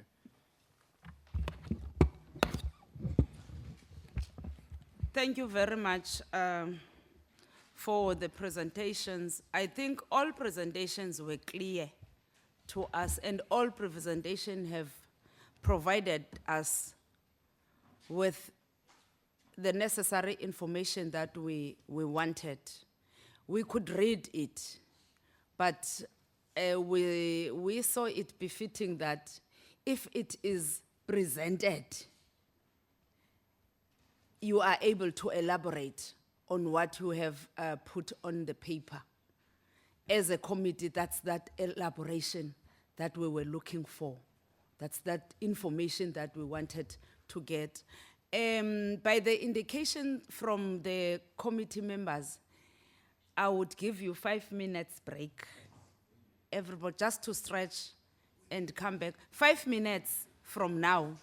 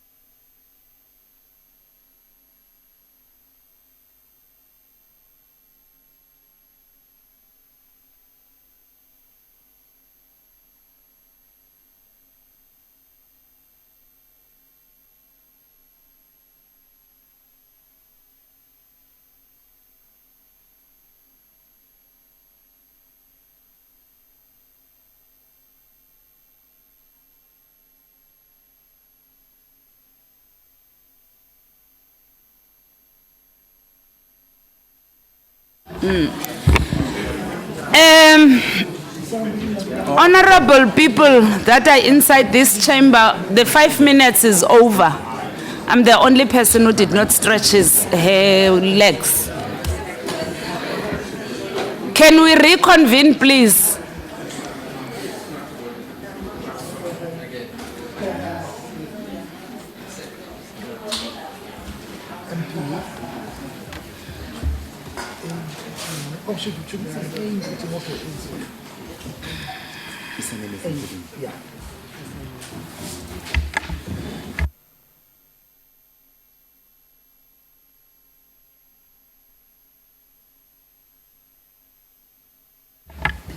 Thank you very much to everybody. We are in a very tight situation because our time now is 12:15 or 12. 1 o'clock we will have our lunch. But I will ask the people who are bringing the lunch to bring it inside so that we grab and sit down, grab and sit down. It will also take 5 minutes for grabbing, and then you sit down with whatever you have grabbed. No.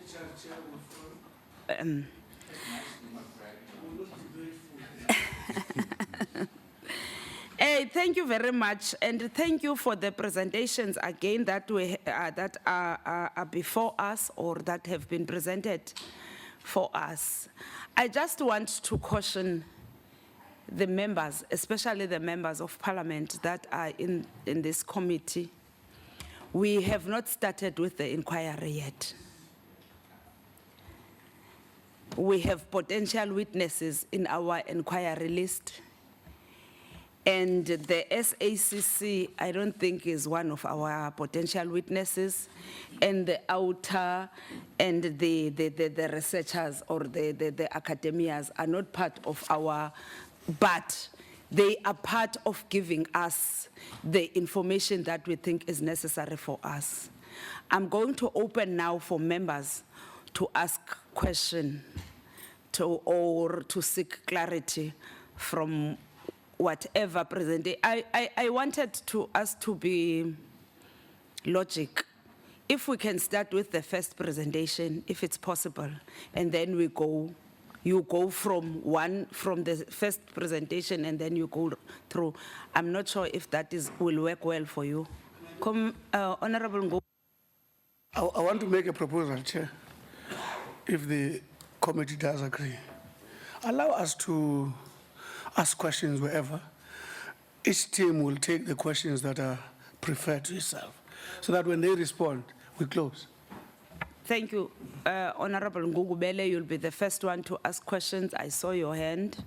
Honorable Swart, Honorable Luyenge, Honorable Mainir, Honorable Gordon, Honorable Singh, Honorable Shivambo, Honorable Tedi, in that order. I did not give you numbers. I called you by your names, therefore you will have to understand. And Chair, can we just have guidance as to how many questions you can put? Will there be a second round? Or maybe we should limit us to 2 minutes or something each. I'm not sure. And we have different rounds. Otherwise, should we just... No, but the members have proposed that I must leave them to talk. Yeah, let us talk, That's what I am given here. We're not in a hurry. It's not like Parliament is in session now, so Yeah. let's go for it. But remember, we have not started with the inquiry. That should be clear. In the order that I called your names. Thank you very much, Honorable Ngubel. Thank you, Chair. I think I must express my gratitude to the initiative to call the three institutions or bodies to sort of widen our intelligence with regard to creating to start on a sound footing. it comes across as very useful. Somebody might say some of the documents are already in the public arena, but the interaction deals with issues differently than you would have been reading on your own. And I like the fact that they've been very straightforward, clear, and candid, all of them. I just wanted to say one remark first to the Reverend, to the Bishop.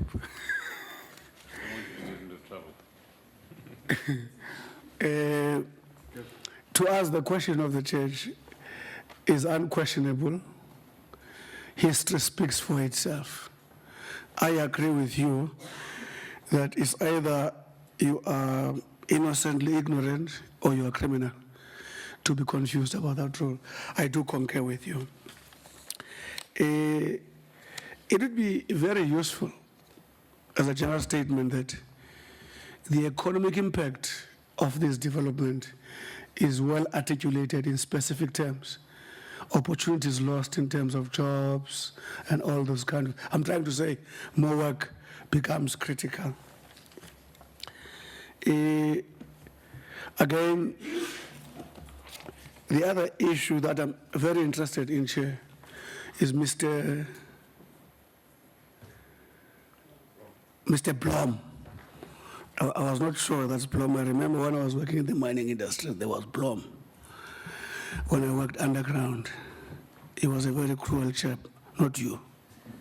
Yeah.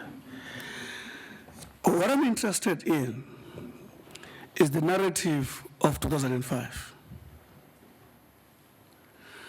I think I want to request, through your leadership, Chair, that that narrative of a 93 billion proposal and all other inexplicable escalations, if it can be written down in a sequenced form and with clear context.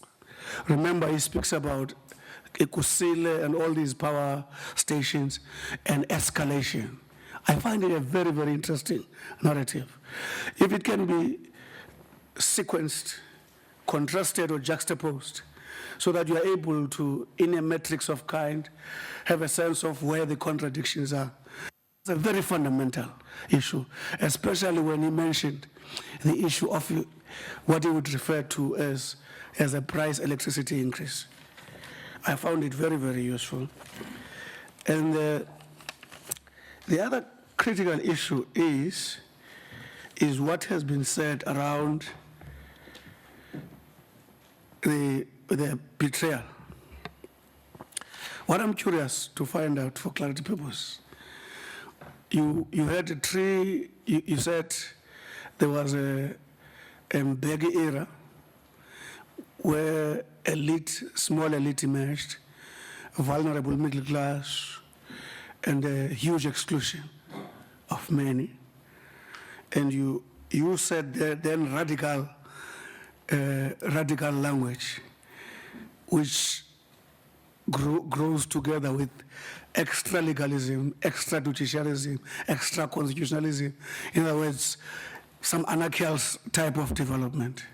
What I want to know from you, is that a mere coincidence, or is it because the policy proposals that are coinciding with that do deliberately allow that?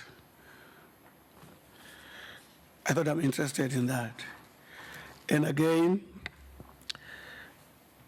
on the issue of you say, this is my last point. You spoke about illegality, criminality, behind it, political conviction. Are we saying the political convictions emerges out of illegality, or the illegality is as a result of a political conviction? Otherwise, I'm convinced that a lot of reading, especially after presentation, will be more useful. Thank you. Honorable Swart. Thank you, Chairperson, and thank you for the presentations. I would like to start with the South African Council of Churches and thank you for the the church that is arising and the voice that is arising in society. And I commend you and I encourage you to not listen to any people that should say that the church has not got a voice. Our courts have upheld that, and it is a critical time for the church in South Africa and believers, myself as a believer, for you to start speaking out at this time, because we know that corruption affects us all deeply and affects the poor of the poor. And so I want to thank you for the strong stance you've taken. When I engaged in the presidential budget vote, I read from Habakkuk. Bishop, you read from Habakkuk. I read a scripture about plundering and looting that is taking place and how the nation cries out then. The nation is crying out now. How much longer will it continue? And I believe today we start to address the issues of justice and in righteousness. And I want to commend, Chairperson, you and the committee, that this is the beginning of a process of accountability of justice and righteousness in our nation that is starting today. And myself, as a long-serving member of Parliament, commit myself to this process. I serve on the Justice Committee. We know that justice and righteousness is the cornerstone of the throne of God. And so it is key for us today to start holding people accountable and say enough is enough. We had 1 million people that prayed together in Bloemfontein for godly intervention. And what we see today, you being here, is an answer to prayers. And I would encourage believers throughout and anyone, citizens in South Africa, to start writing to this committee with submissions. Chair, I'm sure we'll discuss that later. But it's a key part. But what I wanted to ask you, as you pray and as you take action in elevating the situation and elevating the evidence, yes, you have indicated that some of the whistleblowers have given evidence, but the additional aspect that you bring is the levels, and this might not be a focus of this portfolio committee, but for me as a parliamentarian, it's important, is the degree of corruption at provincial and local government level as well. And so we need as MPs to have that information, and whilst it is given to you in a confidential setting as clergymen, I would urge you to encourage those people as well to come forward and to lay charges and to take a stance for justice and righteousness. I ask you, where are you taking the process further? You've been here. I would urge you to monitor this process as well as the church. Like Nathan the prophet monitored what King David did and held him accountable. The church voice is very important at this stage. So if you could respond to that, where to from now, from the church's side, beyond the report, beyond your engagement with the public protector, but particularly on this Eskom issue. Auditor, I'd like to also commend you for the work that you've done. The affidavit that you have furnished, and that was on the website where you laid the charges, is crucial for us, because when we start engaging in this process, it will be done under oath. Witnesses that will come here will give evidence under oath. So what you've already said, I saw last night the affidavit that you found in the lodging of your criminal actions with all the annexures. That has weight. It has a lot of weight. And so I would ask you also to monitor this process and assist us with, and particularly Mr. Blom, with the expert evidence that you've got having served at Eskom. We're going to need that evidence, and hopefully, Chair, we can engage your expertise and other experts from Auditor as we go forward. But what was particularly concerning to me was that issue of that, firstly, 2 issues which you raised, and that was this hidden checkbook or someone who's got the golden key. I'd like you to further explain that. How is that possible, where you've got IT, you've got SAP processes that you said are very robust? How is it possible that these funds seem to be going and being diverted corruptly? Secondly, the issue of that guarantee. I was startled when I heard the admission made at the Eskom financial statements of this guarantee. I've never, as a lawyer and with an economic background, I've never heard of anything like that, where a state-owned enterprise gives a guarantee for one company to buy another company. But as Mr. Gordon says, we are connecting the dots now. We are connecting the dots. So all this information, Chair, as we're going forward, will be put to witnesses called. And it's going to be very interesting to see how they respond. But I'd like you as well just to unpack that a little more, because obviously as you connect the dots, you can see the 2.1 billion that was required to purchase the Optimum mines, and then the coal that was moved across is very suspect. It's in the public domain. But again, I want to ask you, you've now laid criminal action, you've laid criminal charges, but if, as is suspected, that even our law enforcement agencies, as Mr. Chipkin pointed out, are captured themselves, we are doing this inquiry. But my greatest concern, and as I've raised it already with the Deputy President, and my leader, Reverend Meshwe, raised it with President Zuma, there is nothing to prevent criminal prosecution taking place now. There is compelling evidence. And so whilst we are going forward with this process, we know funds are leaving the country at an alarming rate. You've laid charges. What's the next step going to be? Should you find that your charges are not being investigated, would you, like PRASA, was forced to take the Hawks and the NPA to court after 2 years of non-investigation? Mr. Chipkin, thank you for your presentation, your academic research. And again, as a long-standing member of Parliament, I'm alarmed. I've never heard of anything like this situation. And whilst we've suspected that, we've read your reports, we've seen the reports, but the fact that we've got our whole constitutional democracy is under threat by a shadow state, that what you state and what you allege, that even the majority party, the ANC, has been sidelined, must be a great concern to every citizen in South Africa. And so I want to thank you as well for your presentation, that it's not only focused on a no-confidence debate in President Zuma on the 8th of August, that goes far deeper than that. And it's time for every right-thinking and South African and that wants justice and righteousness to prevail to take a stand now. So I want to commend civil society for this. And I wanted to just ask you to unpack more the evidence that you've garnered in your research, and what are you going to do with that evidence? Yes, you've asked us, and we'll be engaging as parliamentarians, but you in your own right, at the end of the day, we've still got the rule of law. We've still got independent courts. Are you going to further litigate in any way to ensure that this looting and corruption comes to an end? Thank you, Chairperson. If I have followed what you have asked for, I would have cut you by now, you see. Let's leave it into open democracy.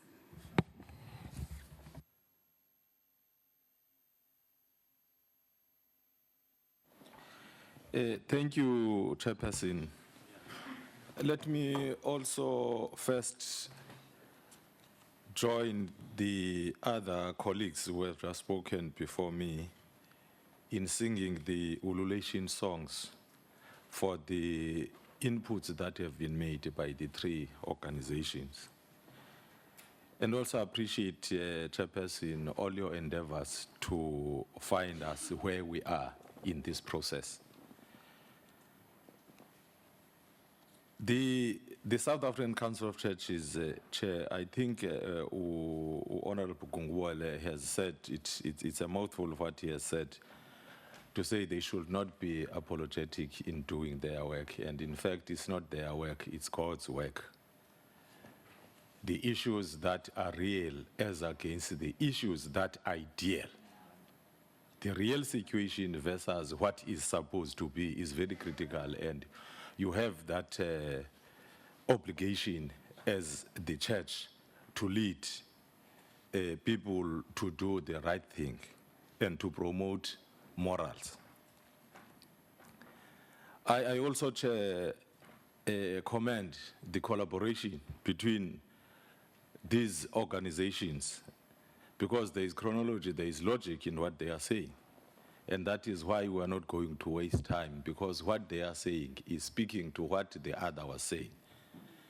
And around all what they are saying, even in the media, everywhere, there are prominent names, there are prominent individuals and institutions and companies So we are not going to shoot in the dark because the information, people cannot repeat to say one and the same thing at irregular times, and then you say those people are wrong or they are promoting a particular agenda. So it is good, Mfundisi, that you are in this collaboration with other civil society organizations, because this is attested and confirmed by the Bible in the Proverbs 13 verse 20. It says, and I quote, "He who walks with wise men becomes wise." And it continues to say, "A companion of fools shall be destroyed." I close quote. Chairperson, we cannot in any way blame the legacy of the past, much as we cannot forget what the legacy of the past has done to all of us. But it cannot be a truant mechanism of us to derail our focus, fail the people of the country in favor of our own as individuals and groups.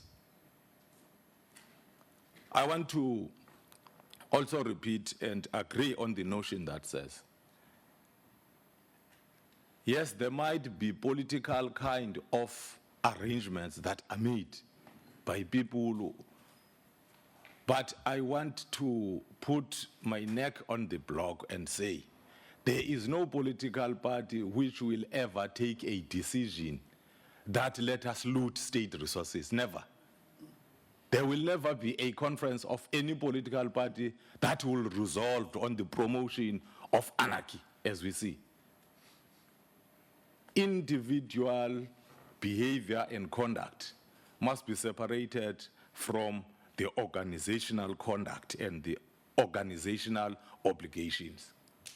We must be able to say what Gungubele is doing his own thing. He is not doing what he has been sent by the ANC to do. Chairperson, this looting of state resources is not something that we must not be fighting against just because we know the people concerned or we respect the people's names who are called. It doesn't matter whether you are my father or mother. If you do wrong, I must be able to say so. Much as when you are doing the right thing, we must be able to give a pat on the shoulder and say, even to our children, well done, my son or daughter, so that you can be understood when you say you are not doing right. To outer chairperson is just one word that says, in fact, it's a question maybe. Have you checked the outer, the processes as they are entailed in the Constitution, as well as the recruitment processes and policies of government? In the recruitment strategies that are being used, and they are questionable to you and the general public. Because what we have heard here, you know, it says to me, Chairperson, we must ask ourselves as to where are we?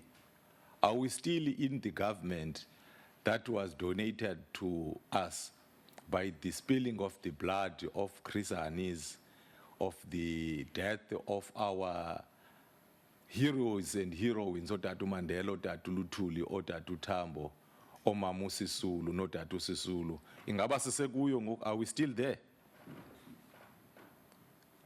So if the answer is positive, then we need to recheck as to who are we? Lastly, Chair, I want to commend the sterling job that has been done by the three organizations. And safe to suggest, Chair, that we must not in pursuance of this process of the inquiry, if we feel like calling any of them to give evidence in our inquiry to justify, because you know what we are going to do, the most important and very critical aspects are coming here in one form or the other. Thank you very much, Isla. Thank you, Chair. I'd like to address my question to Professor Ivor Chipkin. I want to deal with the narrative which you cast in your presentation, which, if I'm not mistaken, goes something like this. At the center of the rot is what you call a political project. And at the center of that political project is what you referred to as a power elite, and in your document you referred to as the Zuma-centered power elite, which emerges after what you called the Polokwane moment in 2007. That seems to be the narrative that you cast. How then do you explain Chancellor House, which was formed by the ANC in 2003, and as Auditor mentioned, entered into what appears to be a corrupt, or was part of a corrupt contract with Hitachi Africa in 2007, which predates the Polokwane moment. It seems to me that Chancellor House is one of the inconvenient dots which seems to have not been included in your narrative. Honorable Gordon. Thank you, Chair.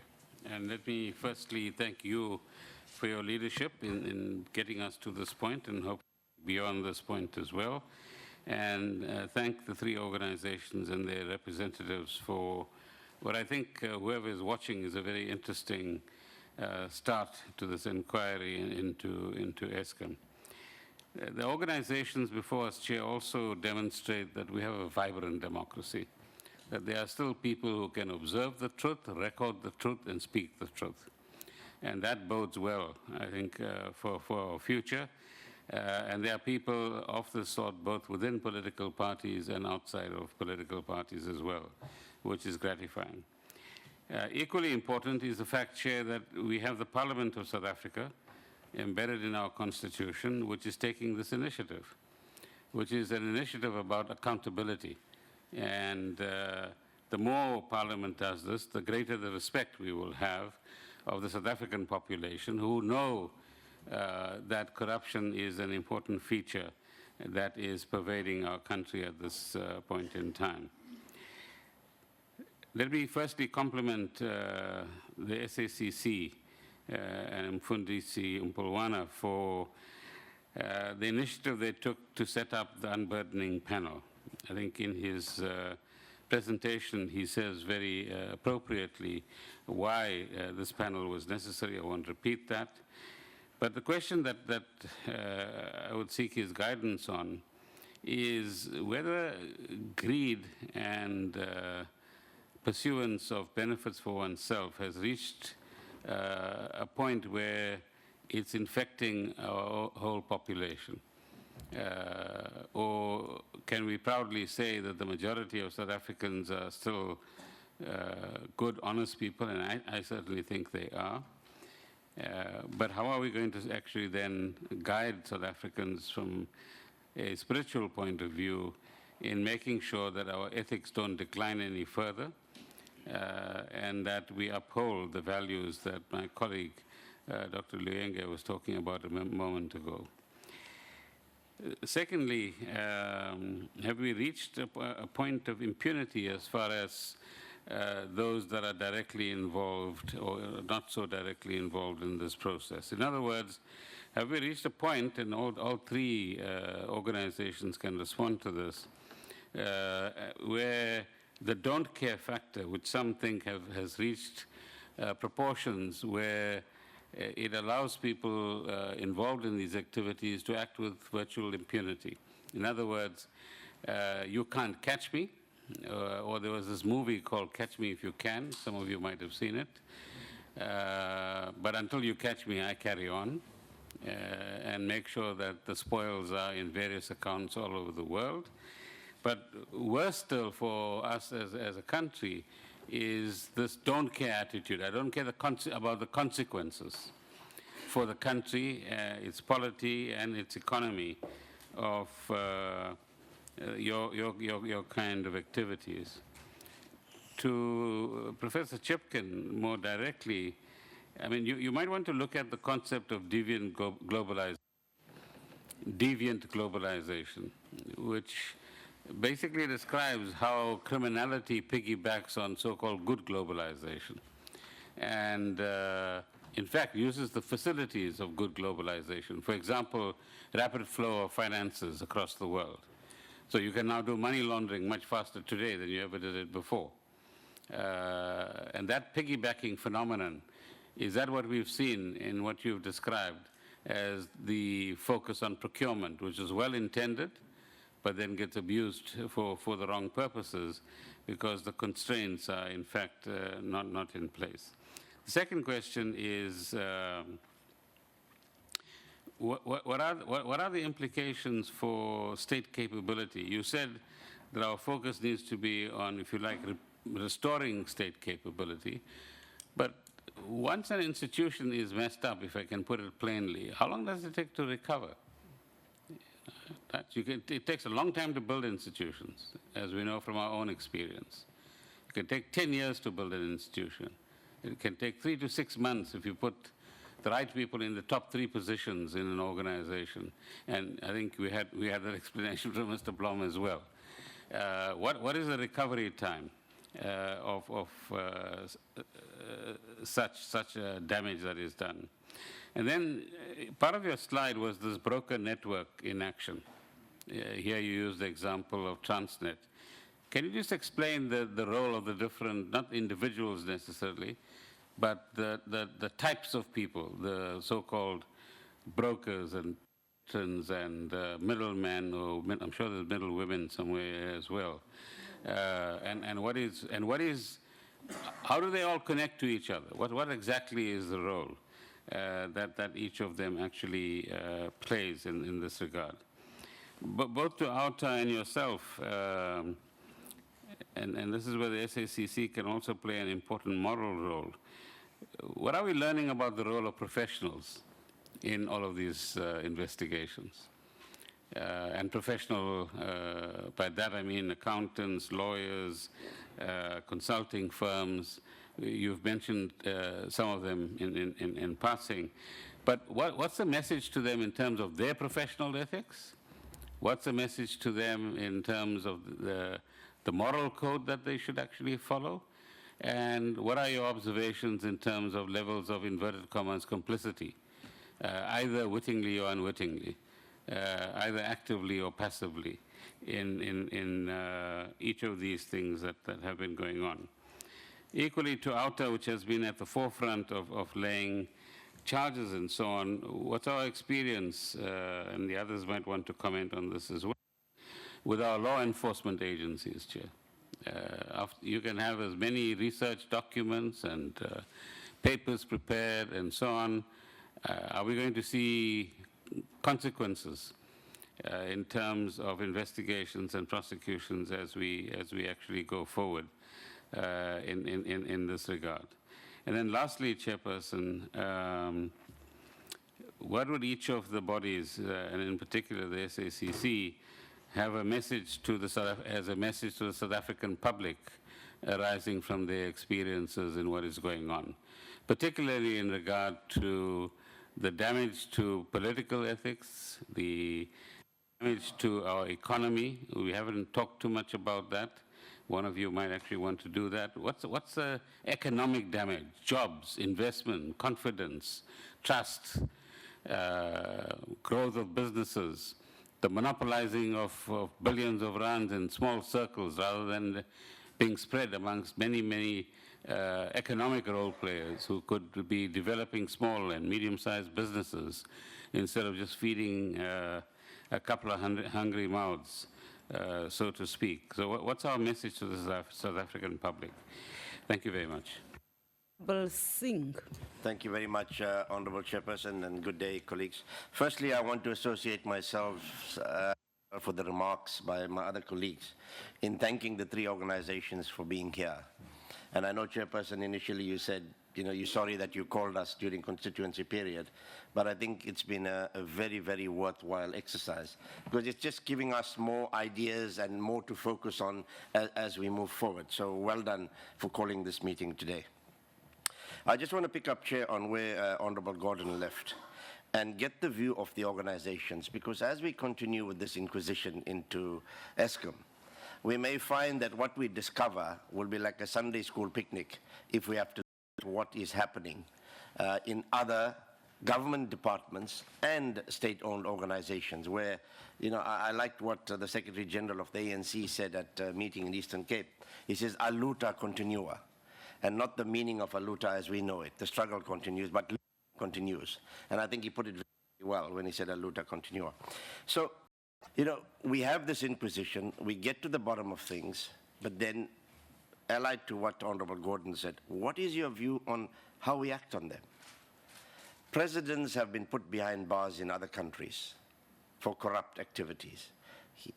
Here in South Africa, we've got very few examples, I'm not talking about the president, but very few examples of government officials or people involved in parastatals that have been put behind bars for corruption. So what is your general view on that as the three organizations? That's my first one. The second one, Chairperson, is the state of capture report. I mean, we as parliamentarians are concerned that very little is being done to deal with the report, to take it on review.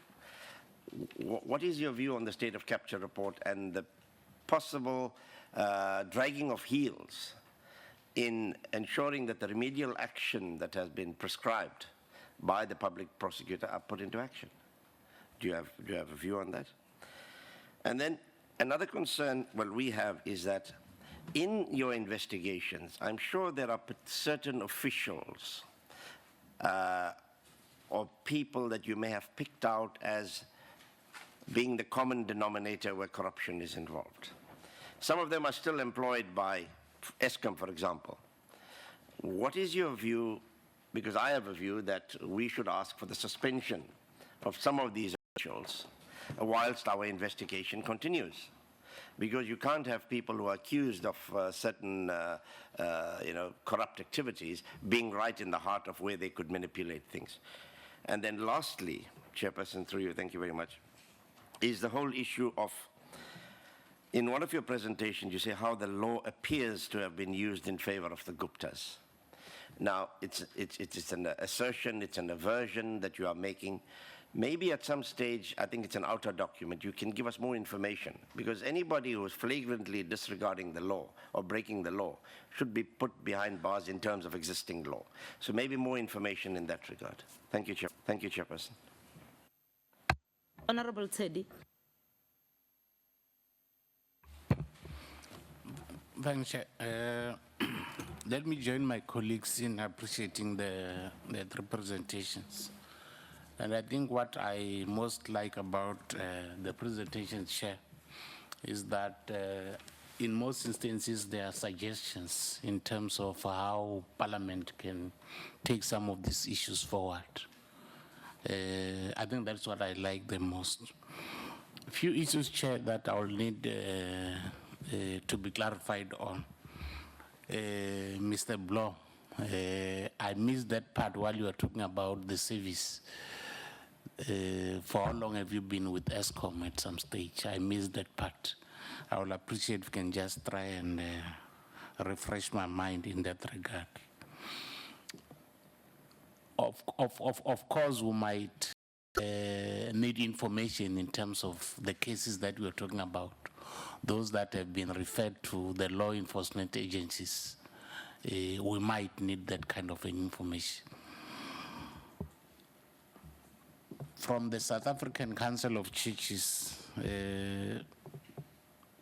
I understand you to be saying you as well encountered cases where people were pressurized to divert funds for other activities, rigging of tender processes and all this. What I could not get was, what is it in that respect, where you came across evidence of cases where tender processes were floated, like you have mentioned. Going back to Auditor, this unfair tariff increase that you spoke about earlier, I'm interested in knowing what has been the attitude of NESA in that regard. If that analysis does take into consideration as NESA's views or inputs in that regard.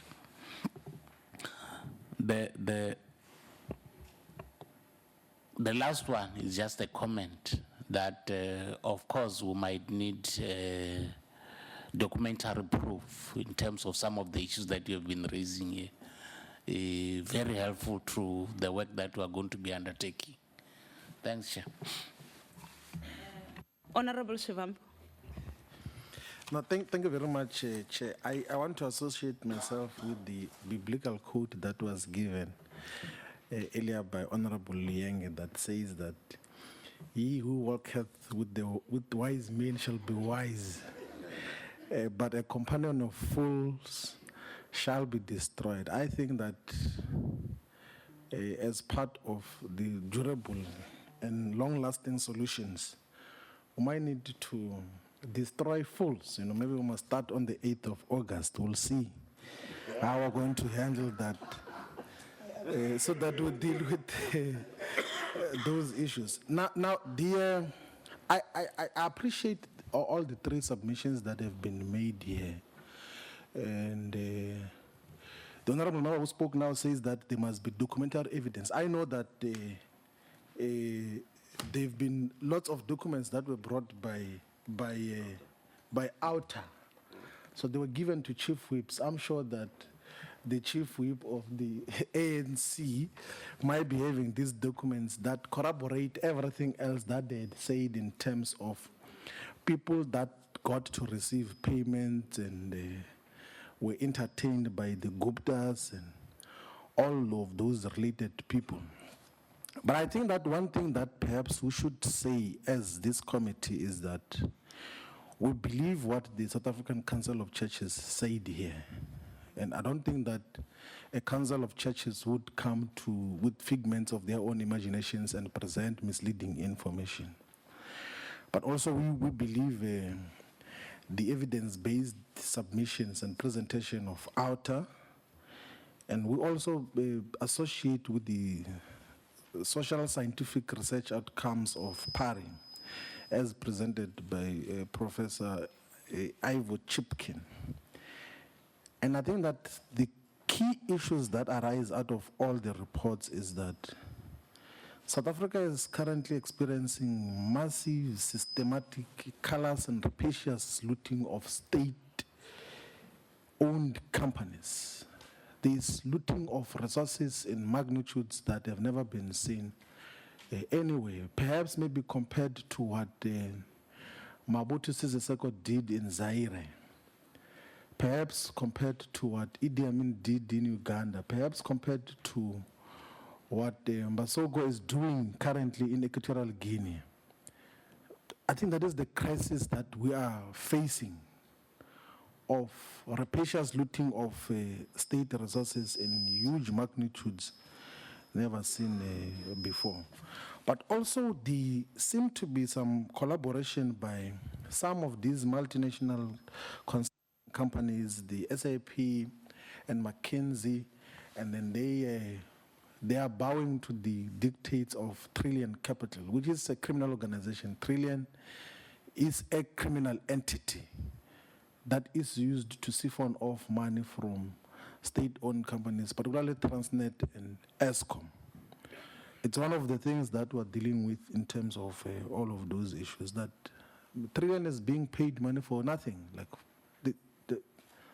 So I don't think just presses a button to transfer hundreds of millions to a company that did nothing, absolutely nothing. 500 million rands. Like first 30 million rand and then later on 495. That is what is happening, where money that is supposed to deal with electrification is being transferred to the private accounts of trillion capital. It's one of the things that must be looked into and noted as part of that. But also, we must not ignore the fact that there are political protagonists in all these phenomena.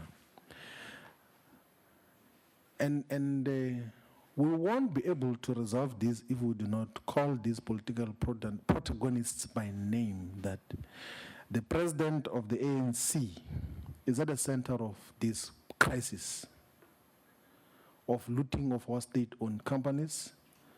So Mr. Jacob Zuma is at the center of the looting of state-owned companies by the Gupta-linked criminal syndicate and mafia.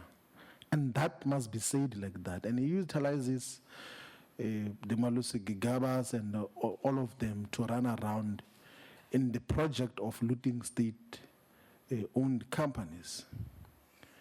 And I agree with the observation that when the looting was intensifying, there was then a parallel process to weaken the institutions or to even capture the institutions that would hold the looters accountable, particularly the institutions in the criminal justice system. How many cases have we opened? SACC has opened so many cases. The EFF has opened so many cases. I know the DA has opened so many criminal cases with hardcore evidence. And the police are investigating. I know because in the criminal case which we opened in the Rosebank police station, the police came to say that there is a case to pursue. There's a case we can arrest people, but the NPA is not coming to the party to concur, like for concurrence that once you have arrested, we're going to prosecute these people. It looks like the National Prosecutions Authority offices are closed. We don't know what's happening to Shona Brahms. Like, the cases are there. Like, they actually illustrate the police that this is decidedly illegal. But there is nothing that is happening at the NDPP level because Shona Brahms seems to be part of the looting band as well, and is closing both eyes on the massive looting of our resources in a huge way. But I'm worried, Chair, that it looks like also from a technical point of view, Parliament is also incapacitated. Like that is why we're saying we must go and ask Advocate Venara to come and form part of this process. I mean, Parliament is supposed to be having lawyers of its own. It's supposed to have advocates. It's supposed to have senior counsels who are in the full employ of the institution itself. Now, Advocate Venera works in the office of institutions that support democracy and everything else. They're engaged in their own program because I know when we were in the programming committee, they came to say that they are busy trying to implement the recommendations on the review of Chapter 9 institutions. Because it's one of the two advocates that are employed by Parliament, possibly like this. Only two advocates for an institution that is supposed to oversee so many government departments and over 150 state-owned companies and entities. So we should make that plea that we started with, that when we start the process of investigation, we should request Parliament to resource this inquiry. This process must be properly resourced. And Chair, I think that perhaps we could source resident advice of senior counsel who are not in the employ of Parliament, who can come and advise Parliament. I know when there was a referral back of the Financial Services Regulatory Bill by the President, Parliament was able to source the services of Advocate Gauntlet, and then the President got Advocate Simenya, and the Standing Committee on Finance got another advocate as well, I think Badland, to advise on the whole legislation. So I don't think that will be off the mark if, as a committee, we could source resident advocates who are going to be advising in the whole inquest process, and then we can then be able to detect the issues that must be taken up for criminal prosecution. We'll have to ultimately refer some of the cases for criminal prosecutions. But also I would think that part of the things that we should consider is that when we convene people to come and give evidence here and testimony, we must not forget the politicians behind it. That is Mr. Jacob Zuma and Malusi Gigaba, they must come and account here as to some of the decisions that they've taken that have led to the crisis that we're facing now. But I think that the most worrying reality, which I want to close with, is some of the people that are being spoken about where there's lots of evidence of their wrongdoing now are still in office.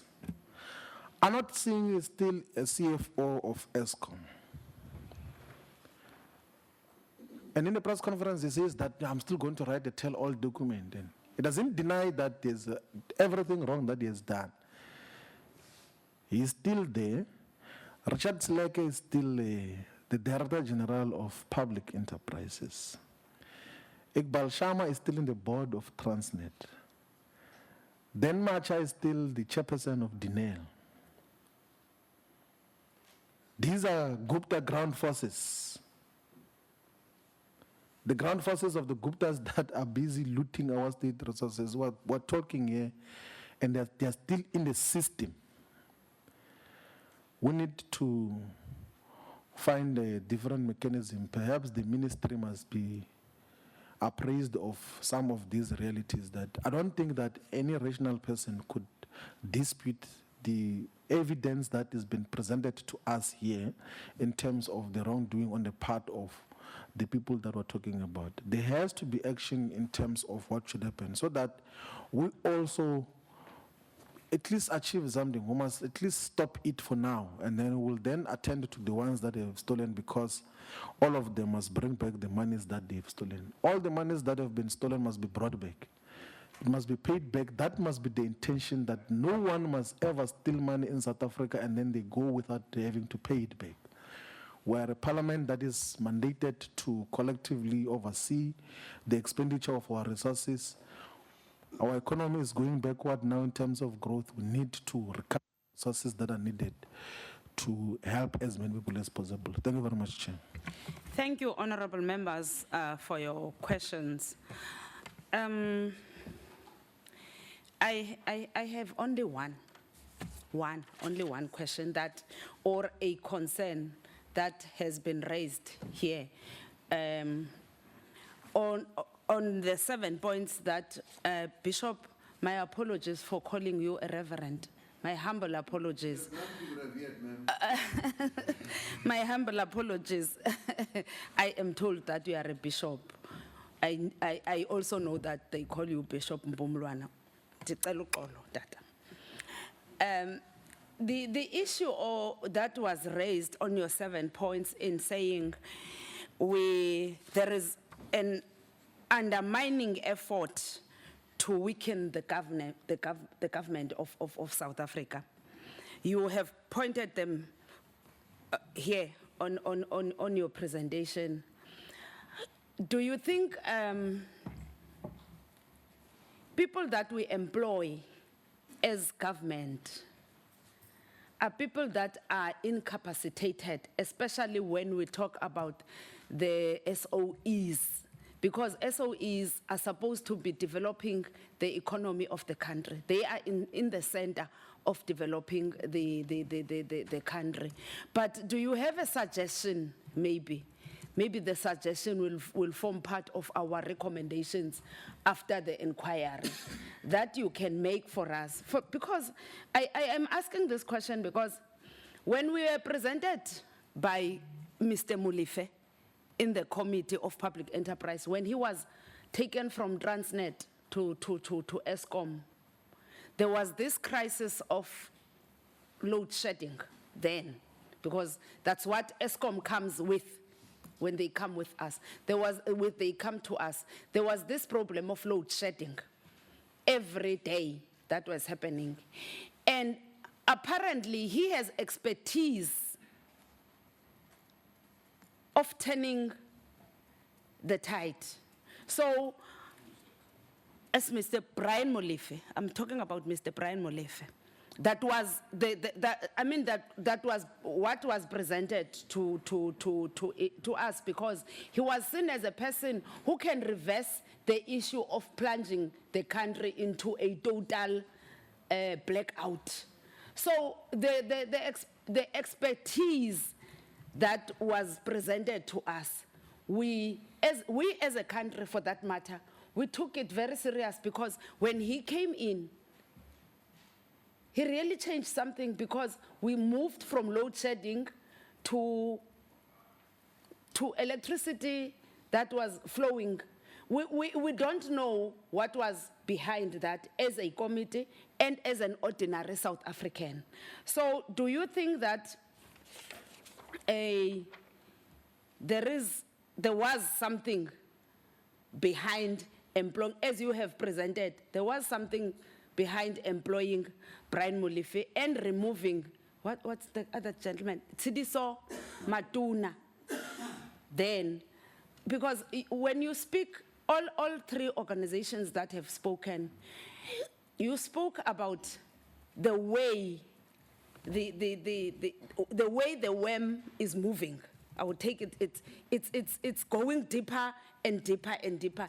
If then that is the case, do you have maybe something that you can say to us that no, this has happened this way, not the way that it has been presented into the committee in our committee meeting.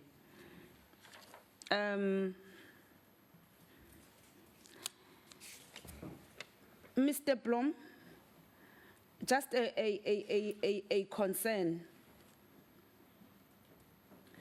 I think one of the members raised the issue of money that was budgeted for in the building of Mudopi, and the money that went beyond. And you spoke about the money that has been the key, that somebody is holding a key. I would also wish that you can explain that phenomenon to us so that we really understand. And when we get into our inquiry, we really get deeper to the information that you have given us. Thank you very much. Before the organizations respond, can we have a 30 minutes break of lunch so that after that they come and respond, and then we conclude the meeting? Can I just raise one question, Chair, with your permission? We missed out 2 words in all of our questions. What's the role of Bell Pottinger as you go to lunch? Okay, Honorable Noband, sorry. The last time I saw you, you were seated there. That's why I did not see you. And okay, you know you have a child. Thank you, Chair. Mine is on. I would also like to thank the presentations that were given today. And on the SACC, one would say when the church speaks, the nation listens. And we take it that as when the church speaks, it's God speaking.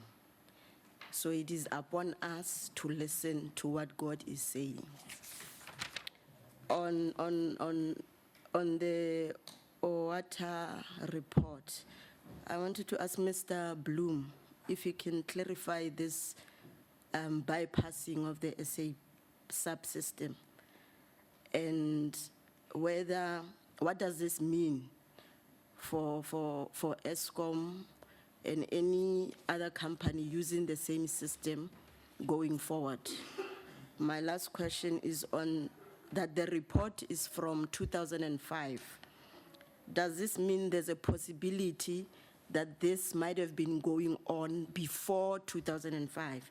Because everything that we've presented starts from 2005. Is there a possibility that this money missing, laundering, looting, whatever, has been going on before then? Thank you, Chair. Thank you. The response we are going to get after lunch. Can we then break for lunch? We will be back at 10 to 2.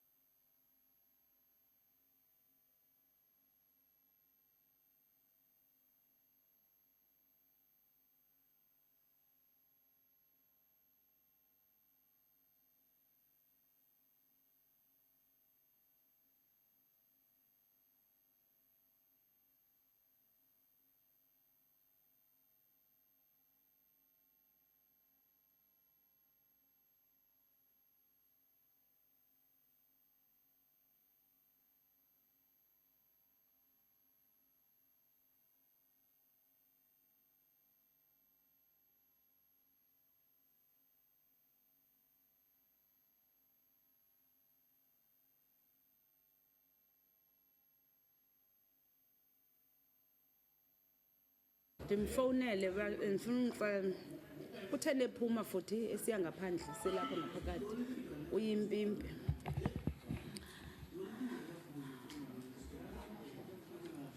Honorable members and our visitors, seeing that there is nothing really that we are engaged on now during our lunch, I said the lunch will be out up until 10 to 2. But there are people who have indicated that they would wish to leave at 2 o'clock, and they are our respondents. So I wanted you to give me permission to start the meeting before the 10 to 2, so that we release people that want to go and do not keep them in Cape Town. They might not have a place to sleep, and we will have to accommodate them in our houses, of which I know not even a single member of parliament has food in their houses. Because they came this morning, others last night, they just got into the bed last night and woke up this morning, came straight to parliament. So accommodating visitors in your house is just going to be an exercise that would be not very correct. The organization Auditor would want to respond first, because they are the ones who indicated that they want to leave. Their flights are at 3 o'clock. Could you please, not past three or so, but they want to leave by 2 here, so that they get to their flights. All of us know why all of us know how Ilendo traffic in Cape Town is, and I think it is not our last time to interact with them. We will keep on sucking information out of them every now and again when the needs arise. So we are not going to it's not going to be the last time that we meet them. Yeah. Agreed? Yeah. Okay. I will. All right. For the sake of time for them, there will be no follow-ups. Okay, you'll write your follow-up question and you'll reserve it for some other time. I will give over to you the representatives from Auditor to respond to questions. I also ask members, I would also wish that as much as we need information, because they are in a rush, let us not expect them to detail everything. Yes, okay. I just want them to be free. Okay, Chair, thank you very sorry, much. Chair, they might want to supplement in writing Yes. as well if you want. Will, for sure. We might, I don't want to commit myself to that one, but I'll give over to you, sir. Thank you, Chair. Thank you, honourable members, and thanks for the indulgence to let us leave early. I'm quickly going to respond on certain of the questions, and as requested, we will, wherever there's any uncertainty surrounding our presentation or the answers, we will submit answers in writing to this committee. There was a few questions regarding or the statements that after you are laying the charges, criminal charges against certain individuals, what's the follow-up? What are you going to do?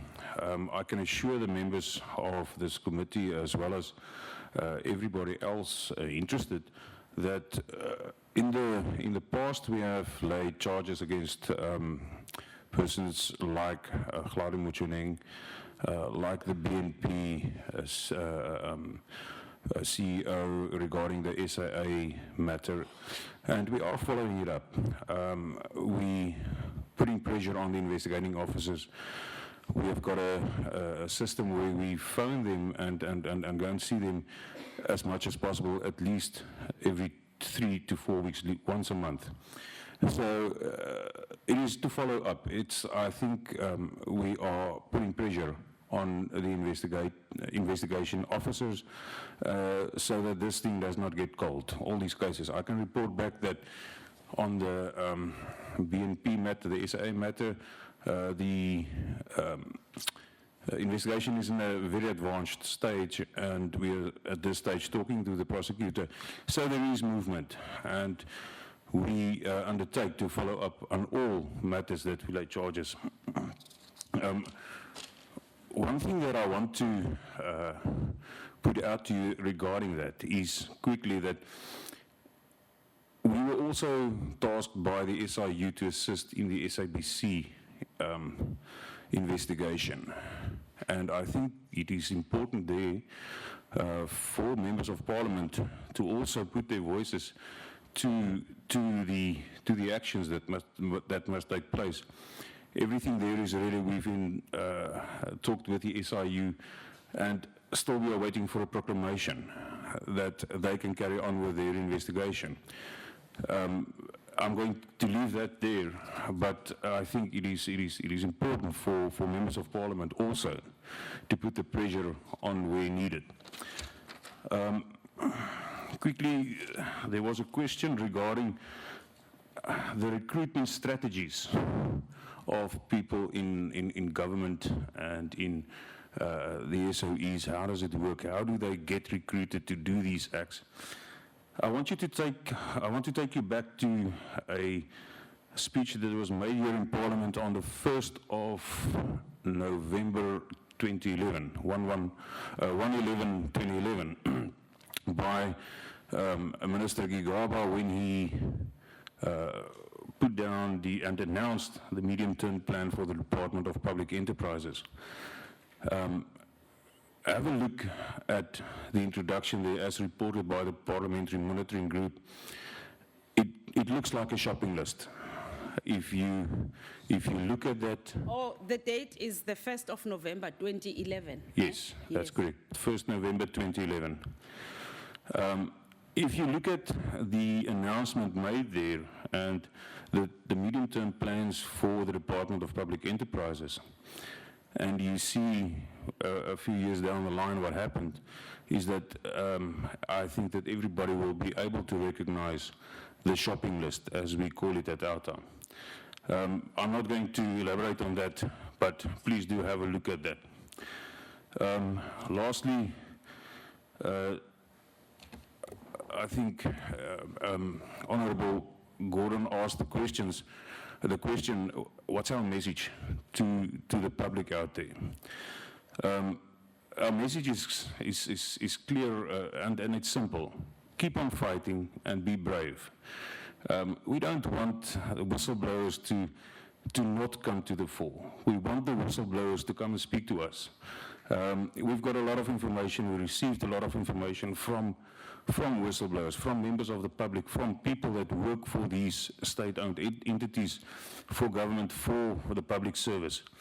If you're a public servant, serve the public, be brave, come forward, and do not let this continue or ever happen again in our country. Thank you, honourable members. No addition, Mr. Bloem. Madam Chair, if I may continue where my colleague has left off, I'm going to briefly put my answer into 4 points, and the rest we'll do in writing after today. I've been involved with Eskom since 1988, either inside, alongside, on top, or underneath, whichever way suited the moment. In terms of when any inquiry needs to start, I am of the firm view, and I've said so a number of times before, that the rot started when Eskom was converted to a commercialized organization in 2001 with the Eskom Commercialization Act. The environment under which Eskom started